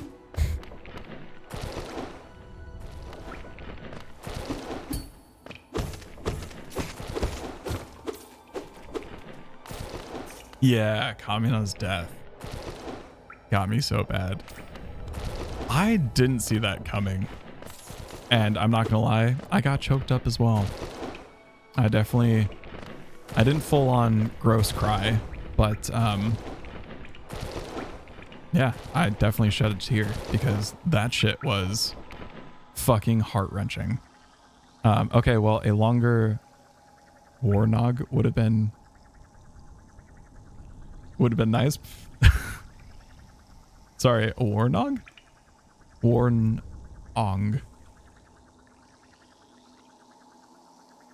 Oh, warning. Oh shit. Sorry. I don't know why my brain was just not comprehending right there. Dude, I mean, I feel like I gave a fair warning, right? Also a warning to not look at the chat. Oh, yeah. Sorry. I didn't. But Bumpkin, that's been out for so long, and you're like the resident anime connoisseur here. You're telling me that you've never seen Gurren Lagann?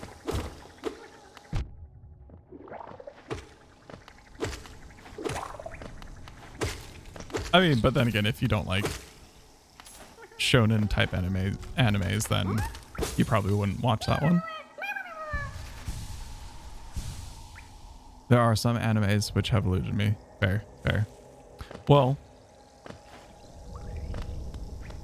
so you know what happens in the 5th episode.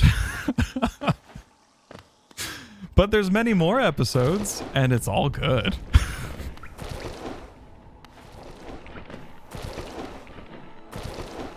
The only shonen which I enjoyed is FMA, Full Metal Alchemist. Gotcha.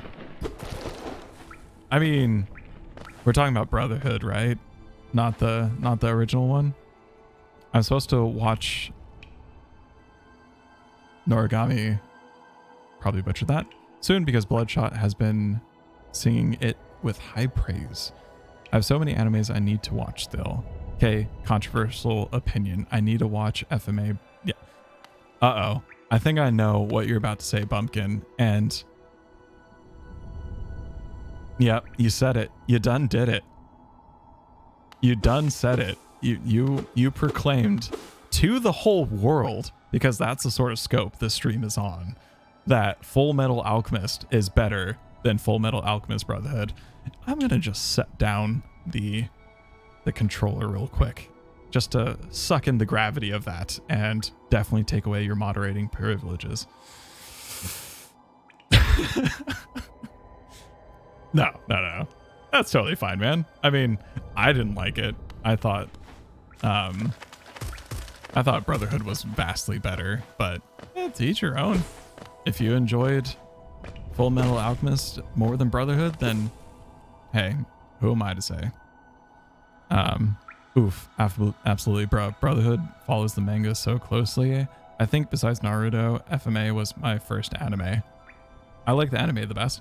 I've never actually read the manga.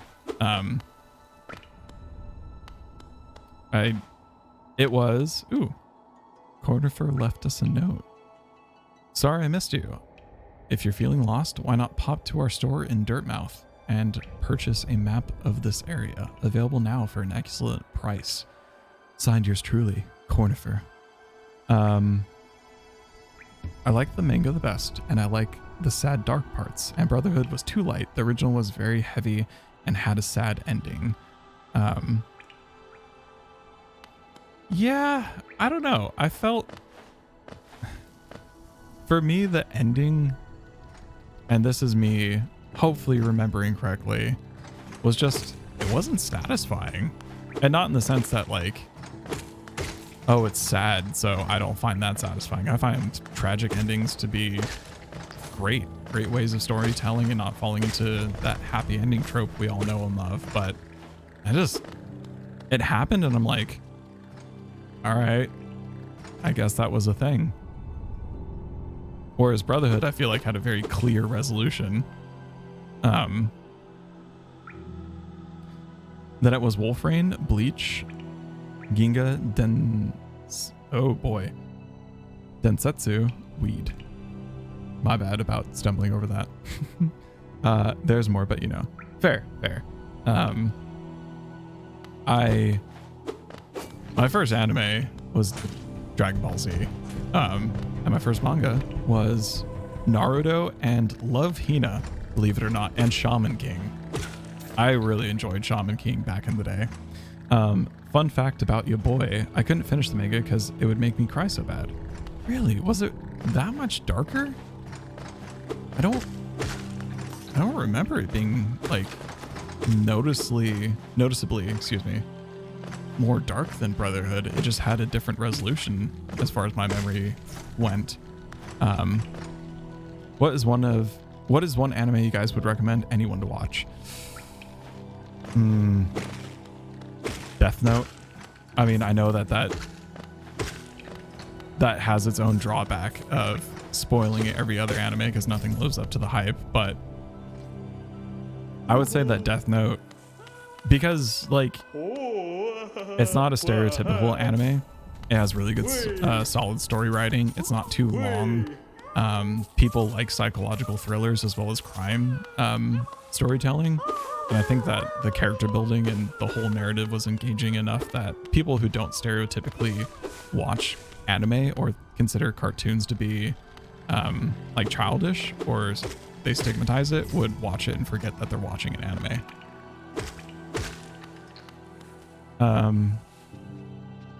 Also, it wasn't that it made me cry a lot, but the funeral, do we all know about the funeral?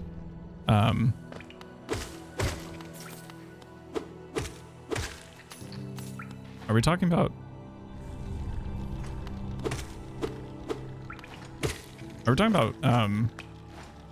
fuck, what was his name? I think I know what we're talking about. Oh, the manga funeral. No, I don't know the manga funeral. Yeah, General Hughes. Yeah. Oh, sorry. Spoiler alert for everyone watching.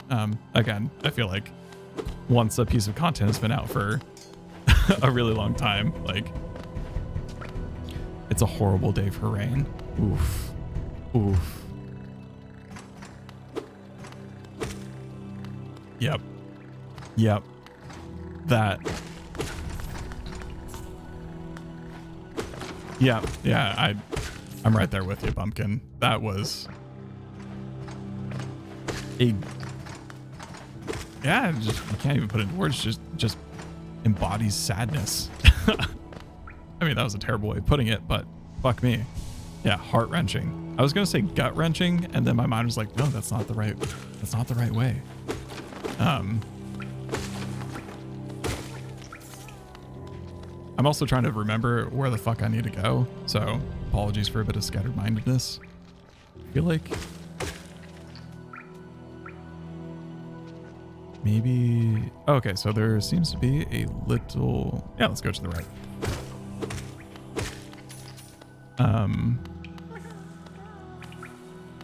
I'll come for you soon. Don't cry. I know. The funeral is really sad, but I'll set you free. The funeral will still be really sad, but, you know, at least you won't be in a jar. Yeah. And honestly, the, while this wasn't like the explicitly like, it was sad, but it wasn't like tear-jerkingly sad, just more of a sadness and that's really fucked up. But the daughter and the dog, that got to me as well. And that was like, God, like episode 4, or it was fairly soon into the anime. But Crisis, this beginner to anime, what preference do they have? What do you mean?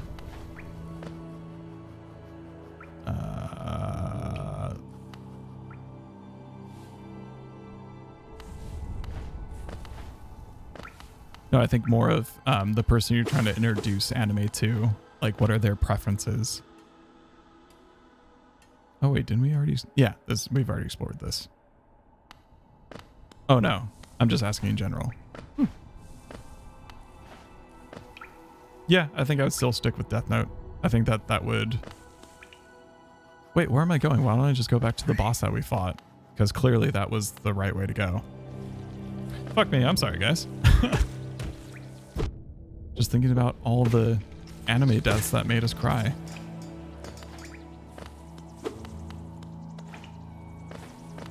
And, you know, clearly we're just taking the scenic tour around these beautiful, beautiful tunnels.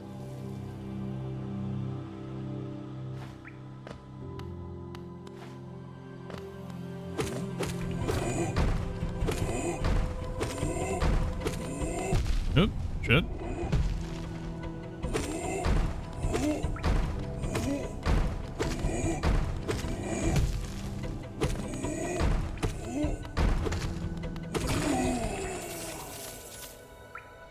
It really depends on a person by person basis. True.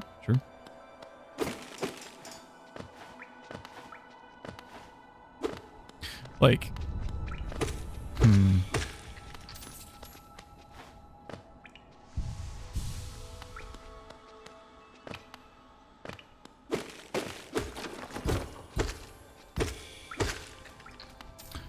oh no, I would not recommend Food Wars.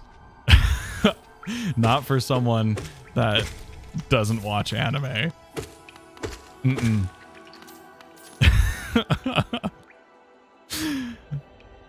It was just so good. I just finished it today. Okay, but like in general, you know, I will say I find Food Wars to be a good anime. I enjoyed watching it. I really enjoyed learning about food and you know, the characters are okay. There's some cool twists and turns with some of the characters. But yeah, that's a bold That's a bold first move. Because I'm not going to recommend how to keep a mummy to an edgy person. I'm not going to recommend a Kame ga Kill to a sweet person. If it was the first anime, the first anime for someone to watch, it'd be Wolf's Rain. Dude, all of that food looks and sounded delicious. It did. It did. Like, fuck me. Just thinking about it makes me hungry, but not enough to rip off my clothes and act like, you know, I'm in the middle of a hentai. For me, it would have to be Megalobox. Good all-around underdog story. Yeah, I think that's a solid recommendation as well. Not too into the tropes of anime that it would alienate those who don't typically watch anime, and definitely something that that people can relate to. Where the fuck are we? Why did we suddenly get put with a bunch of skulls when we were just in a happy-go-lucky? Granted, we were killing everything in sight, which I'm still thinking we're the villain in this story. But okay, in we go.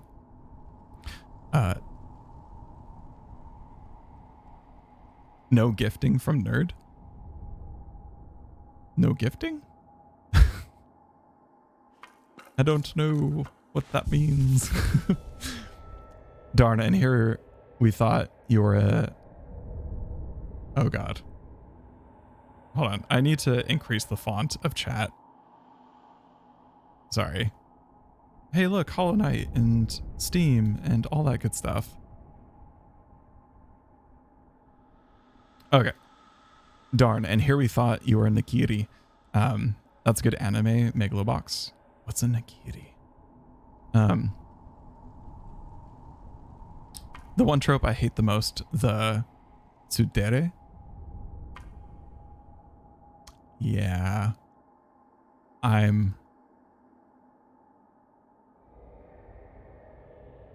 don't know what these things mean.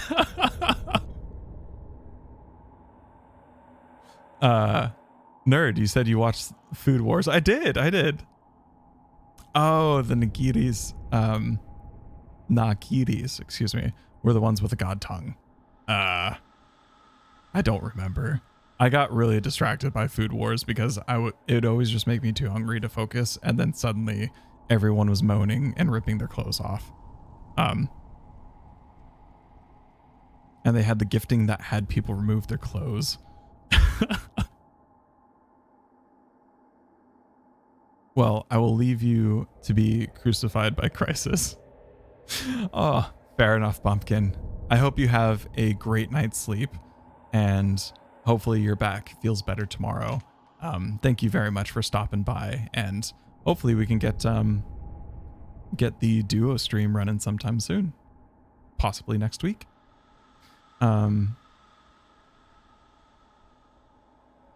Tsuderes get old very quick. I still don't know what that means. Hell yeah, man. See you next stream. Absolutely, my friend. Have a good night.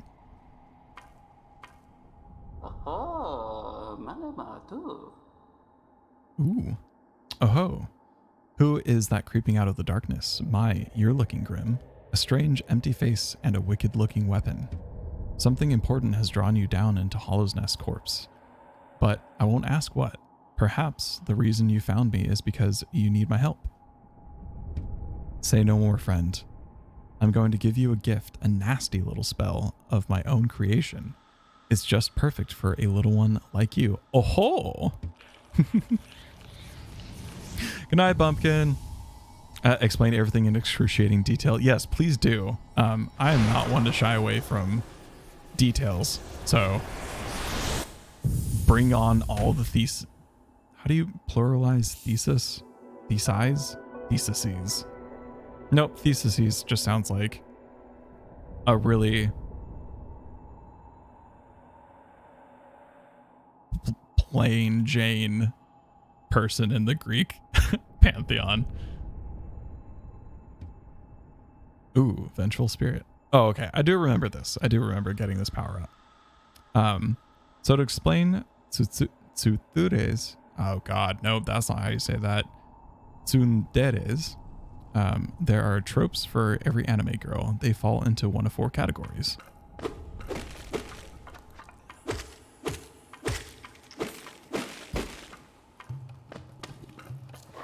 Really need to pick back up my Japanese lessons because often I am just butchering how to pronounce some of these words.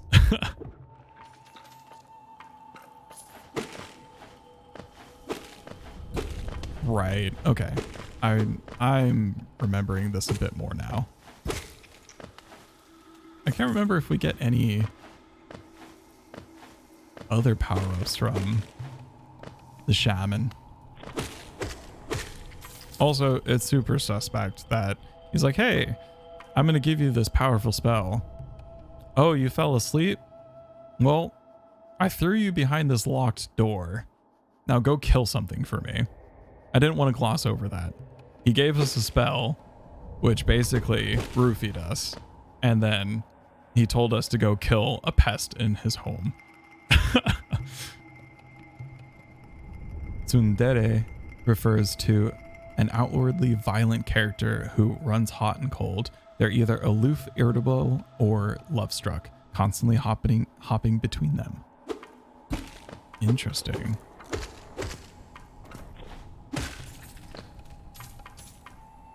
You know, now that you mention that, yeah, basically almost all animes run that way.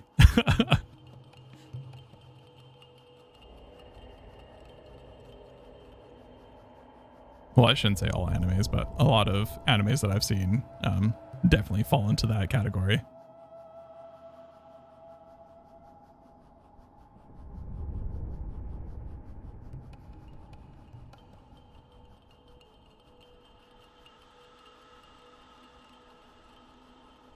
Apologies. Just texting back the wife. Good old waifu.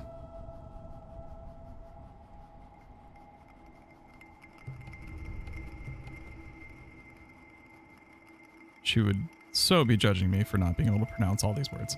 Anyways, normally hates the protag in person but loves them behind their back. It's basically Arena in Food Wars. Aw, waifu.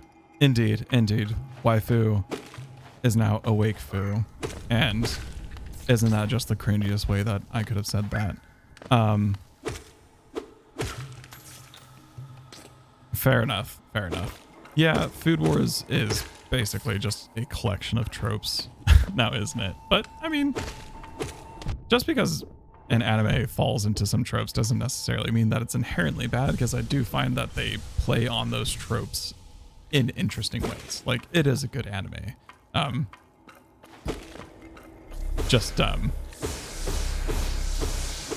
A bit much in how they portray people enjoying food.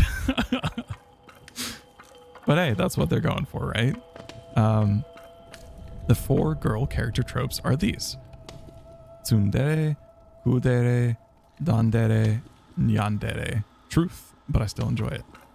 Ooh, okay, so what's kundere and dandere and yandere? Yeah, I mean, there's nothing wrong with enjoying a trope. They're there for a reason. Like, there's a reason why they're tropes, because they were really popular and people enjoy them.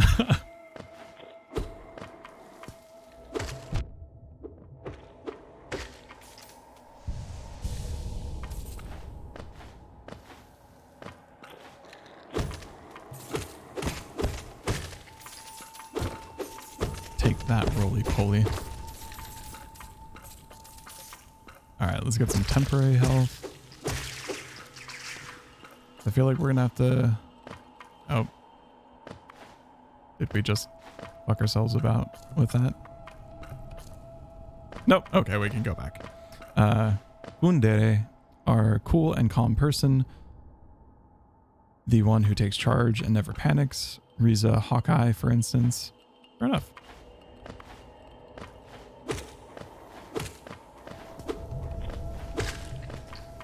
Dandere is the quiet and antisocial, like Hyuga Hinata. Can I not go up there? Oh, apparently not. Hey, we have enough for that key. Excellent. Squeeze.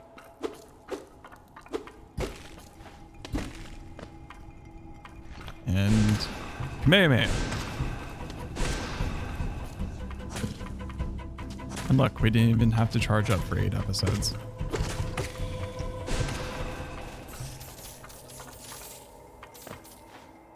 Ooh. Is it a new charm? Soul Catcher. Right. Used by shamans to draw more souls from the world around them. Increase the amount of soul gained when you strike an enemy with a nail. Ooh. I'm pretty happy with our setup. And it's not like I can actually change it right now, but yeah. Can you let us out now? Us. Yandere is a mentally sick character who is often a normal girl, but love makes them crazy, violently so. Like, Gasai from Mirai Nikki. I'm not familiar with Mirai. Mirai Nikki was a fun anime. What's it about? I don't know that one.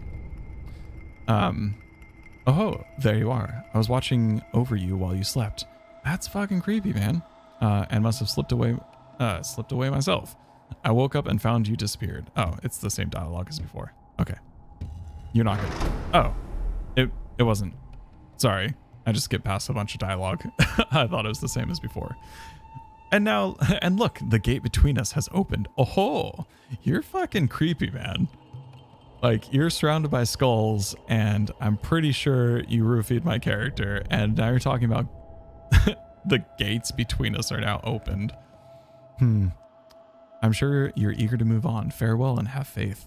Whatever you are seeking, I will find you. Oh, give me the creep shaman.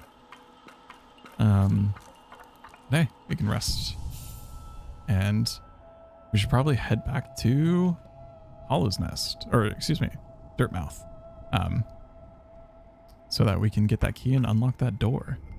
It's a horror anime. Basically, people kill each other so they can see the funeral. Mirai Nikki means future diary. Interesting. But to be able to see the future, you have to kill all of the other people who have access to the diary. Not even worried about the bones and skulls or master nothing. Oh yeah. Not even worried about all of that mess. I mean, none of them look like us. So, it's fine. I mean, clearly the shaman is the person, like, he killed all these things, right? Oh, that, it looks like me. Okay. Fuck this place.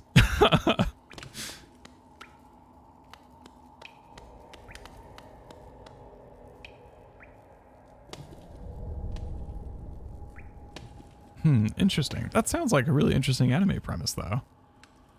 Is it worth watching? Like, would you recommend it? Or is it one of those, like, throwaway, oh, that was interesting, but, just as a one-off? Super sus and creepy, indeed. If we were playing Among Us, he would 100% be the traitor.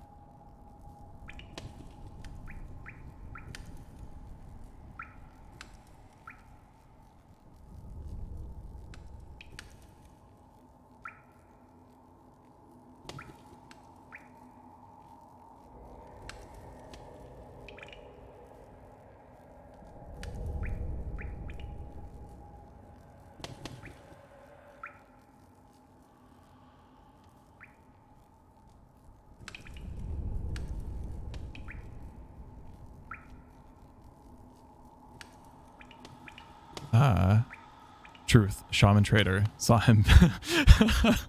Exactly. That fucker went an event. I saw it. I seen it. Mirai Nikki is one of those. Oh, that was a cool anime. Fair. So something that you would recommend someone watching, but not something that you would watch again yourself? Kind of like that? Oh, okay. It was fun, and I would recommend it to people who have watched anime before, not something to start with. I'd watch again. Okay, Fair enough. So I completely misread that. It's been a while since I've saw it. Oh, okay.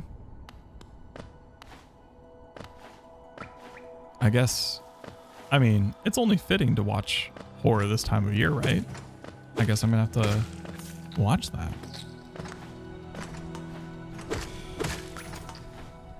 And, you know, try to not dwell on Akira too much, because I watched that for the first time this weekend, and oh my god, I was not ready for that movie at all. I didn't really know much about it before going into it. I just knew that it was an acclaimed anime, but holy shit. Yeah, that anime. It was, I mean, it's really well done, and I completely understand why it's so acclaimed, but it gave me the same feeling of when I watched things by oh my god, what's the director's name? Clockwork Orange, Taxi Driver, oh god. I don't know why I'm blanking on this director's name. He's one of the most famous directors. It's not Coppola. It's not, yeah, the director, Kubrick. Exactly. Mind block. Yes, it gave me the same feelings of when I watch one of his movies, like that sense of unease and like obviously masterfully done. But yeah, it's not a happy-go-lucky film that you watch when you're feeling like just something to lightly view.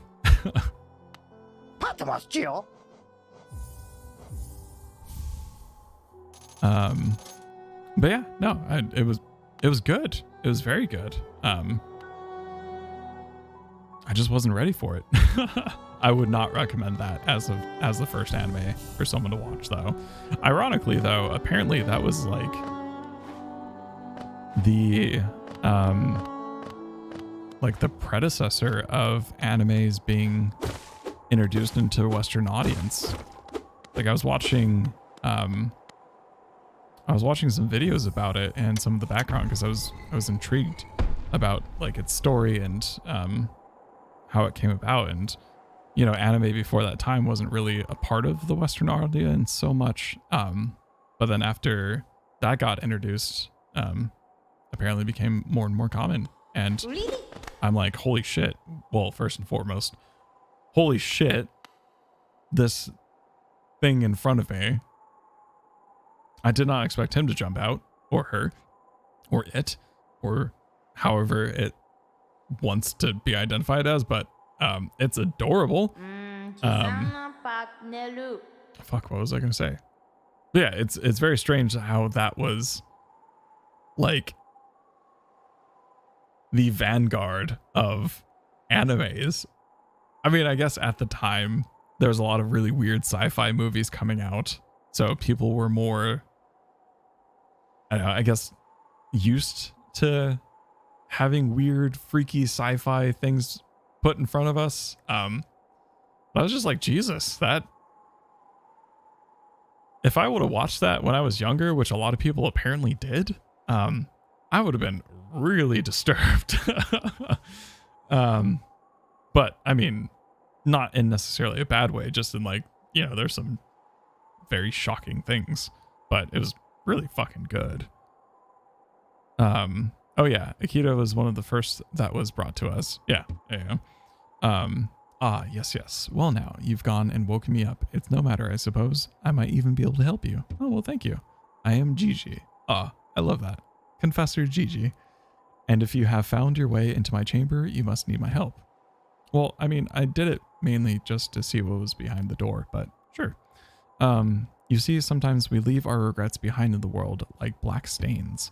If we don't deal with these regrets, hope starts to drain from us. Do you have regrets of your own, little one? Let me peer into you for a moment.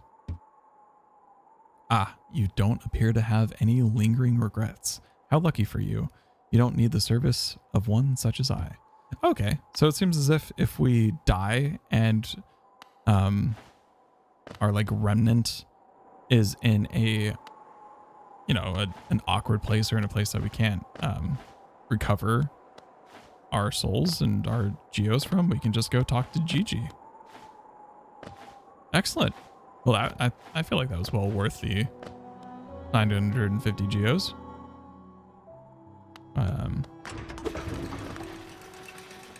Gigi not sus. No. I mean, granted, there was some remnants of the or a likeliness of the shaman, but I trust Gigi. They're good. They did medbay scan. Exactly. Confirmed. But speaking of ghostly type beings, how was Phasmophobia?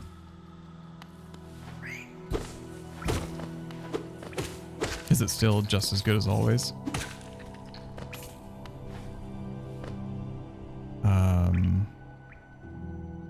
Oh, and now we can get past that thing that was barring us. Excellent. It was good. I didn't die during it. That's great. No need to rely on insurance. I'm feeling more comfortable with professional levels on the house. Nice. Hell yeah. Mads kept dying. Well, at least you got her inside. We also finally got to use you can use the Ouija board? What? What is this? I had no idea you can use it. How and why? Is it just like another means of interacting with the ghost? And you can use it and it will drain your sanity real quick. Fair. But like, is it kind of like just a another thing to like use to find the ghost? Or is it more of let's use it so that we can take pictures of it being used? Like just another photo op to get some more money. It's basically an item. Okay. Did it write anything spooky?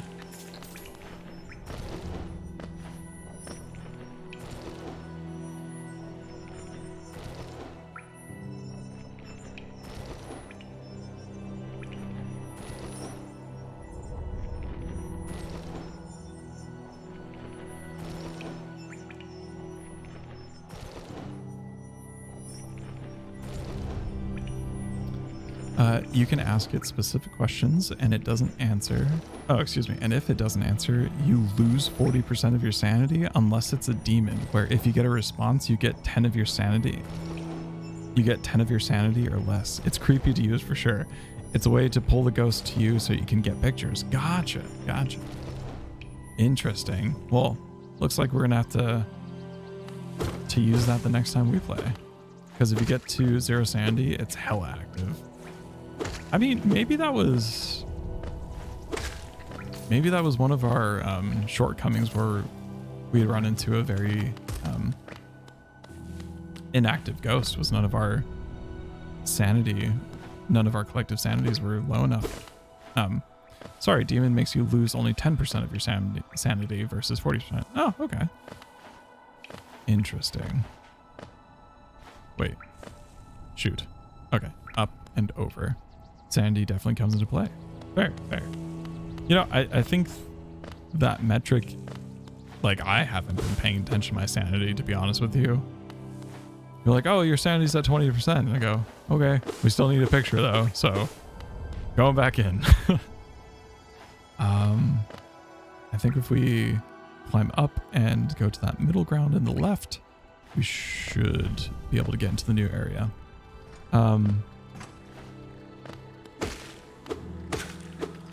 Like, you get more interactions and things happen with less sanity. Oh, okay. Oh, if you get to 0 sanity on pro level, you best be actually hiding in a closet or something, because that ghost is coming for you. Ooh. Nice. I'm really curious to see how much this game grows. And to see what additions that they may possibly make down the road. It's terrifying playing at 0 sanity because that ghost hunts so often, and you get the right in your ear. Fuck, don't. Don't what, Crisis? That got me. Fair. I won't. Not so close to someone who's probably going to be falling asleep soon. Don't want to give you nightmares, you know? That wouldn't be kind.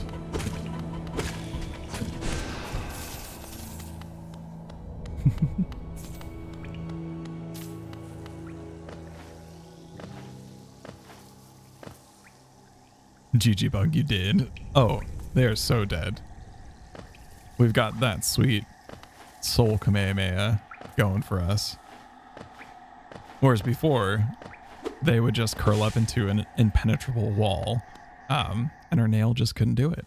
We couldn't get our nail through it. Oh, I remember Green Path. I remember particularly liking the theme track to this place. It's so delightful. And to be fair, all the creatures are really delightful, which again gives me that sort of hesitancy to kill them, because it's like, I mean, they're just native inhabitants to this area, and I'm just going around smacking them with my nail. This game reminds me so much of the GameStop game that was made. It was like an underwater game. I don't remember that one. I know that this game falls under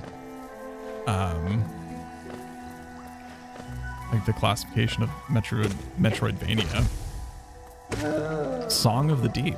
Oh, I should look that up because I've never seen or played that game, and I very much enjoy Hollow Knight, even though I haven't beat it yet. But we will definitely be beating it on stream. Oh, forgot about the Venus flytraps. Because I worked at GameStop around the time it came out, and all staff got a free copy. Hell yeah. I really wanted to work at GameStop as my first job, and they rejected my application. Not salty about that at all. And the game isn't as good as Hollow Knight. Fair.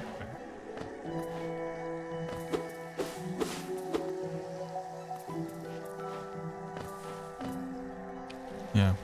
There's a GameStop right down the street from my house. It would have been perfect, but alas, they were quote unquote fully staffed. Which they very well could have been. Game's cute, but it doesn't have great music or memorable locations and whatnot. Fair. I mean, correct me if I'm wrong, but maybe the rise of indie games probably wasn't until after you were not working at GameStop anymore. But I don't know. I do not know. Do we want to switch any of our charms out?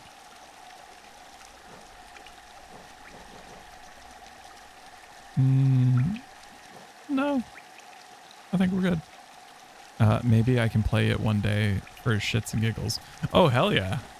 Throwback Thursday.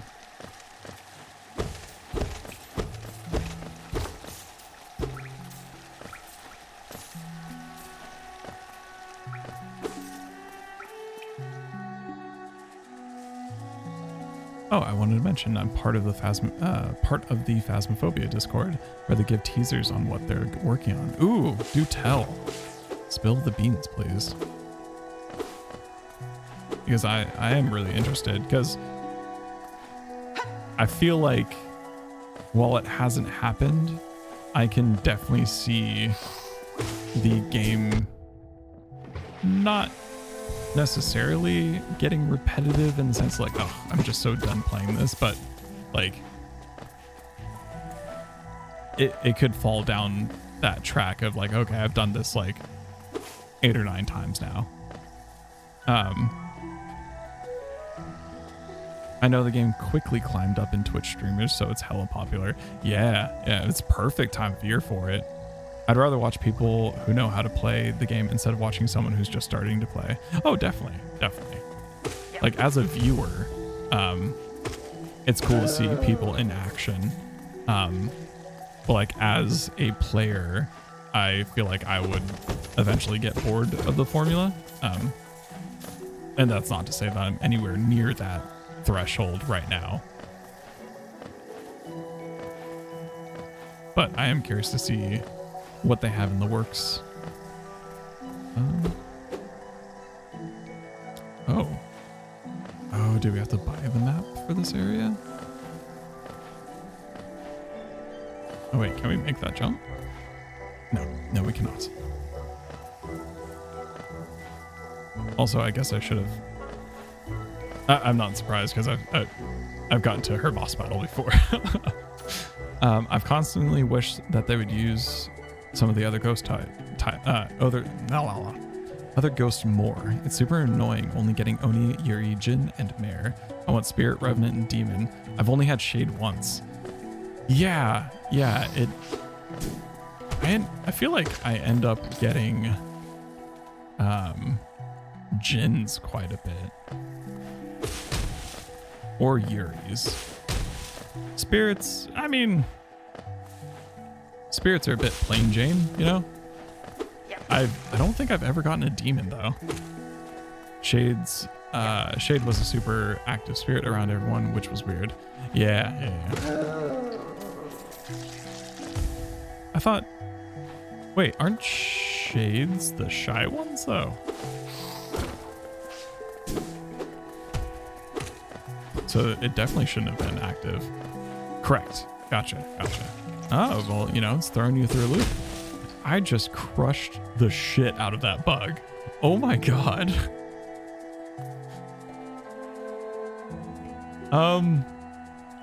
Yeah. We crushed them. Real good. That poor bug. Oh, well, I hear Cornifer scribbling away. Merciless. Well, you know, Hollow Knight's gonna Hollow Knight, you know?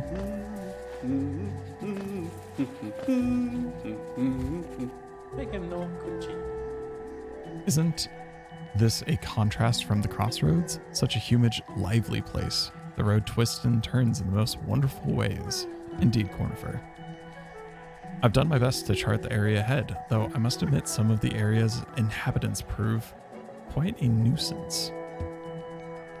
Hell yeah. And don't worry, Cornifer, we'll clear it out. We are basically clearing out one giant brick at a time. Oh, fuck. But the Phasmophobia Discord has a bunch of suggestions and bug reports and game crashes and such. They're trying to make more medium and large maps now. Oh, awesome. I wonder if they're going to work on, or if there is anything to work on, load times with those or not. Obviously, that's super low on the priority list. Uh-oh. Oh, God. I mean, I feel kind of bad doing that. Like, that poor bug. It wasn't doing anything. You crushed them. Don't feel bad, you crushed them. Well, I mean... There we go. More crushing.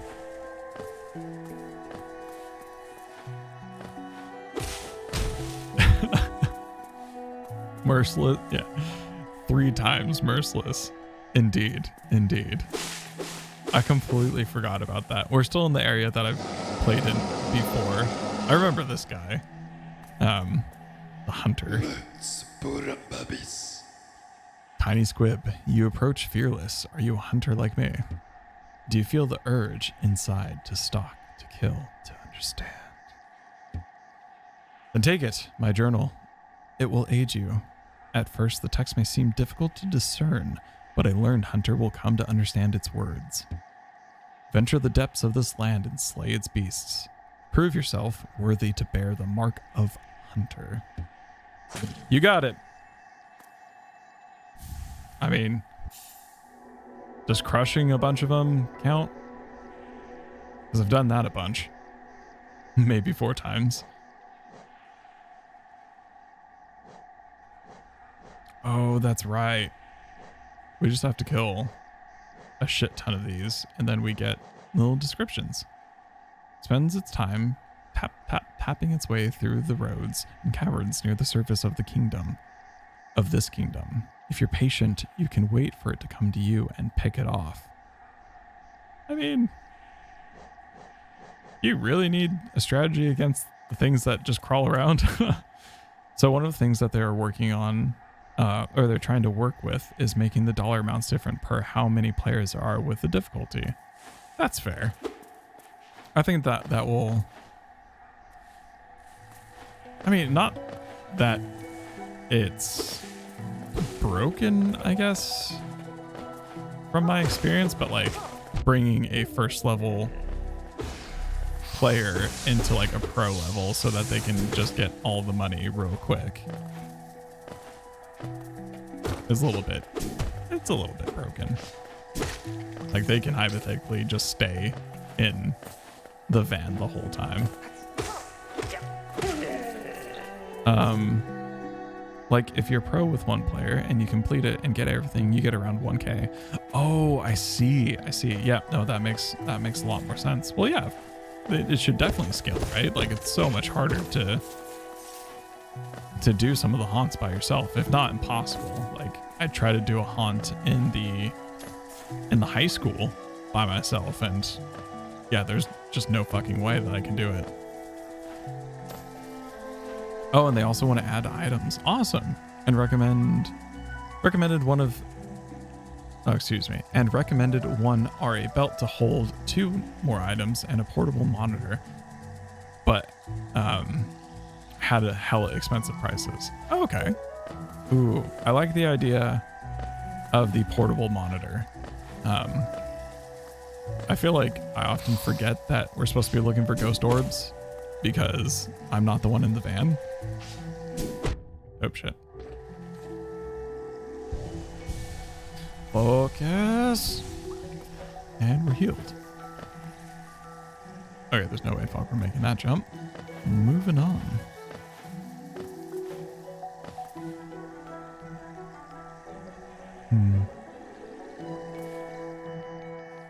And the belt would be really useful. Oh. Hi, Hornet.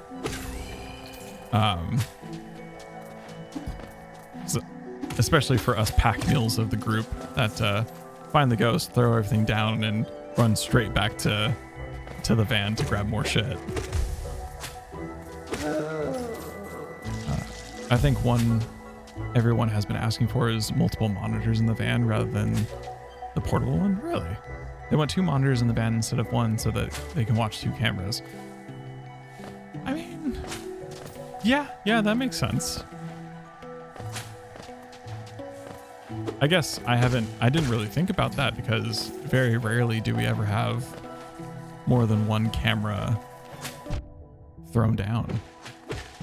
Shit.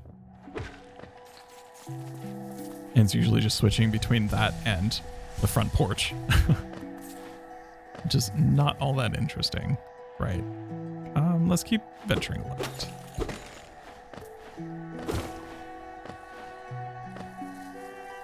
Dude, Lem is bomb with placing cameras, right?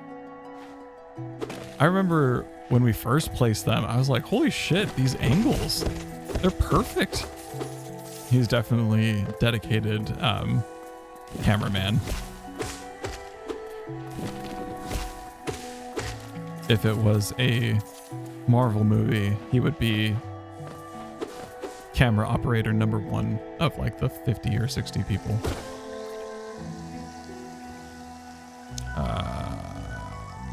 Let's go this way.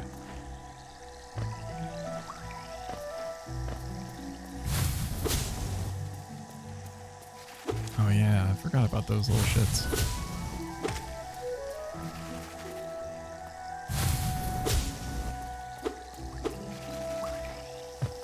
And he makes sure he covers every part of the room. Yeah. Like he finds the perfect vantage point. Honestly, I think one of the best teams to play with would be you, me, Lemon Mads. Oh, I'm down. 100%. Sorry I couldn't join earlier. I was plugging deep. I probably shouldn't have phrased it that way, but yeah, and I also wanted to start my stream of Hollow Knight. Oh, you're fine. Playing Hollow Knight is great. Oh, it's so great. This game is just so good. Like, I really want that item. I have no means of getting that item because the little acid pool below is death.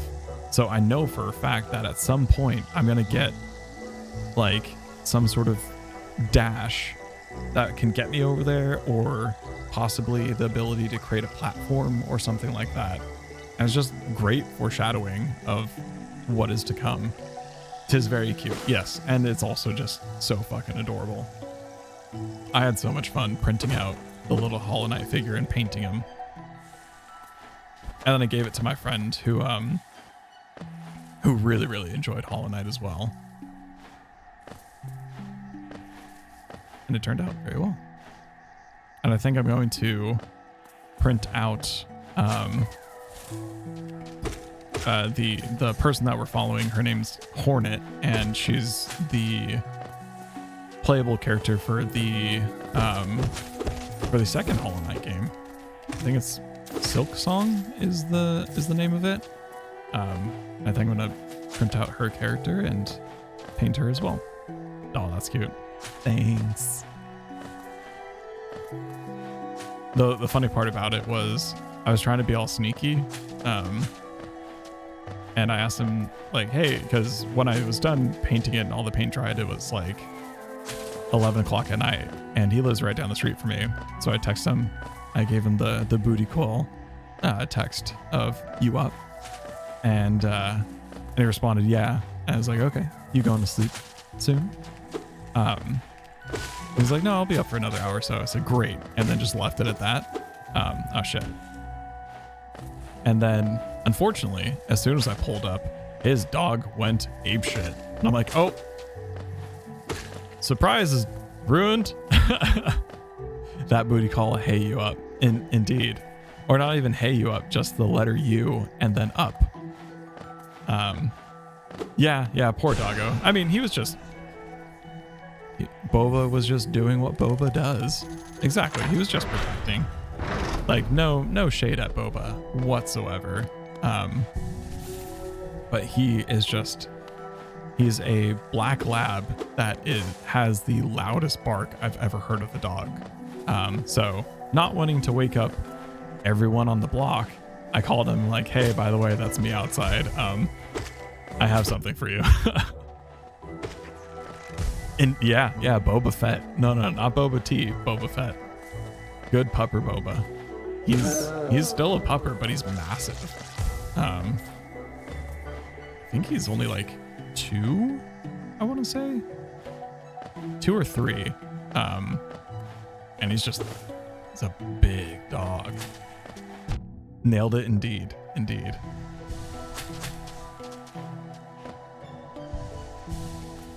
Which reminds me, everyone always not gives me crap, but mentions like, "Oh, dude, you should watch The Mandalorian. It's so good." I don't have Disney Plus. I unfortunately watched the last episode of the series, and I know that it's still a good series and I should watch it just to see what all of those highly intense scenes amounted to. But I don't know. I've got other stuff to watch than something I already know how it resolves, you know? I want to watch it too, but I'm in the same spot as you. Fair, fair. The Disney Plus or having the ending ruined?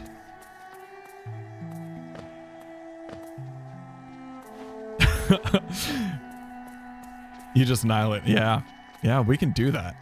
And it's really cool. So the whole mechanic is, so you get souls from beating up enemies and such. And that's the little goo that you see in the top left corner. That's my soul's reserve. And that's how I heal, and that's how I do that special attack. So in boss battles and in sticky situations, you have the choice. Do you go for the damage or do you go for the heals?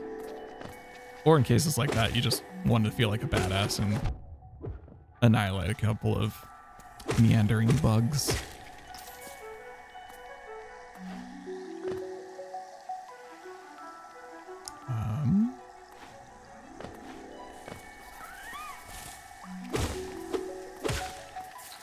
Good to know. Oh yeah. So we're about to heal, where we really focus super hard, and then we heal. But it takes away from our reserve. So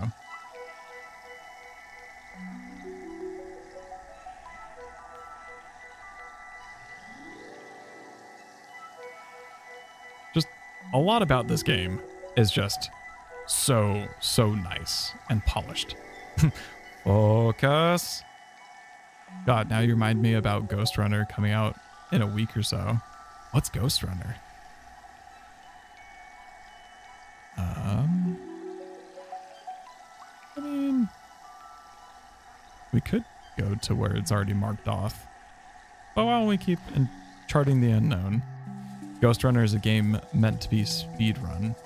Oh, was that that wasn't the game that you got Bloodshot, was it? Or is that a different game? It was like a run and gun game that he was fighting an angel. It is the game I got Bloodshot. Yes, nailed it. Oh, was that in early access? Oh wait. Oh, was it not? No, the game I got him is not Ghost Runner. Oh, okay. The one you mentioned. Fair. That game had a lot of like intense visual stimulation. The one he fought an angel, that was something different. Yeah, like he had a gun and he was just mowing down things. It was hard to tell. And then he was fighting an angel for a long time. Ghost Runner is another game I paid for. Oh, gotcha. Okay, so we've been here, and I just realized I made a horrible mistake by jumping down here, because I can't jump back. All right, round 2 of the trek down this way. My bad. You play an android who is called upon by AI to stop humanity from hurting itself and such. The demo is crazy cool to watch. Ooh, that sounds like a fascinating premise. Is it is it similar gameplay of an FPS as the other games that he's played, or is this something completely different? I can't imagine how shooting people would stop humanity from hurting itself, but hey, it's stealth stabby, super run super fast game. Gotcha. Oh, that sounds fascinating. Do you have a link to a demo or something you would like to share?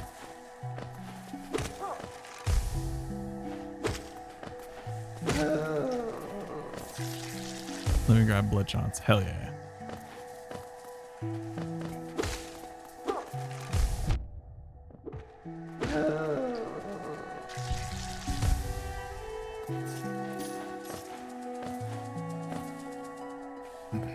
While I do that, let me hydrate.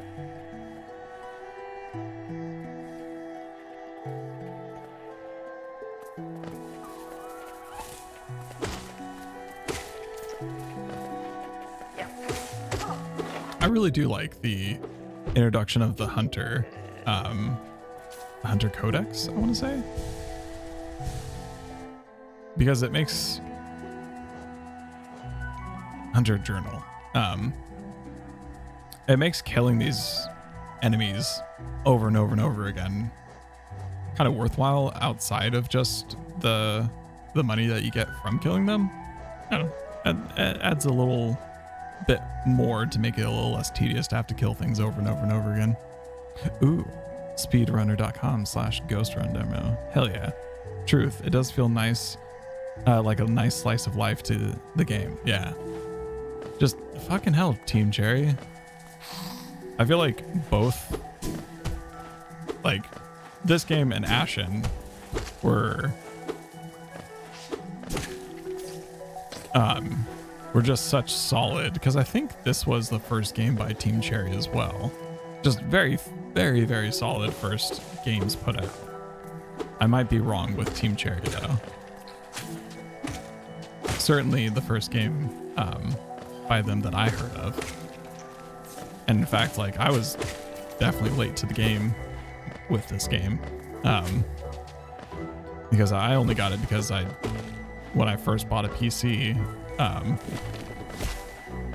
I honestly had spent most of my money on the PC at the time, and this game was on sale for $10, and I'm like, well, what's the point of having a PC and no games? So I bought it, and I instantly fell in love with it.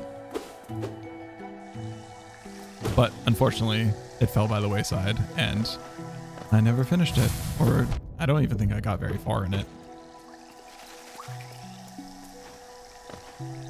So here we are.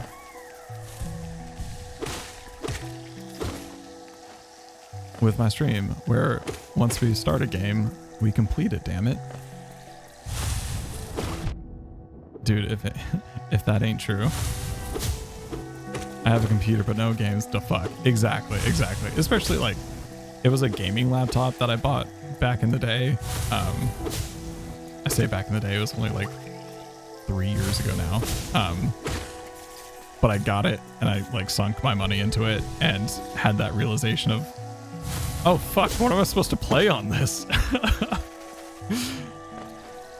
I mean, I guess I'll play free games, and then I just felt dumb, like investing in a computer to play free games that didn't even need to be played on this computer. It could have been played on like a shitty old system.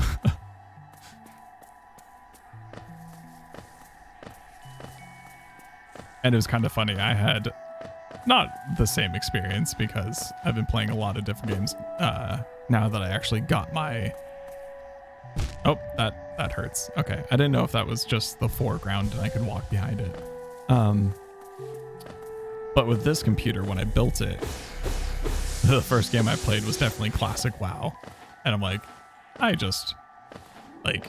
I was perfectly happy to do that because I very much enjoyed playing classic WoW. But it was funny when I was talking to some of my guild members, like, oh yeah, I just built my first PC. It felt really cool and it was a fun hobby. And they're like, oh great, what have you been playing on it? Well, I'm playing WoW. They're like, oh, I bet it looks really great. And I'm like, it does. From moss and leaves our life is drawn. While it grows upon the path, we shall never wilt. Interesting. Oof. All right. I need to get ready for bed because I'm getting sleepy and it's 2 a.m. here. No worries. I actually think I'm going to be calling it here fairly shortly. I was hoping to find another save point, but I'm pretty sure it'll just teleport me back to whatever bench I last visited. But yeah, no, you're not missing anything. It's time for me to start getting ready for bed as well. You know, with work in the morning and all. But thank you very much, Crisis, for stopping by and interacting with chat. And thank you for anyone that is currently watching out in the ether. I hope that everyone here is doing well, and I greatly appreciate you viewing and coming and hanging out, because that's what I hope to accomplish with this game. It's just, I'm now realizing that Ashen's cover art is next to Hollow Knight. That's probably because I forgot to change the stream info to Hollow Knight before starting. But anywho's, thank you very much, Crisis. I hope you have a nice night as well. Anyways, all you lovely people, have a good night's sleep or good mornings if you're international. And I will see you next time. Take care.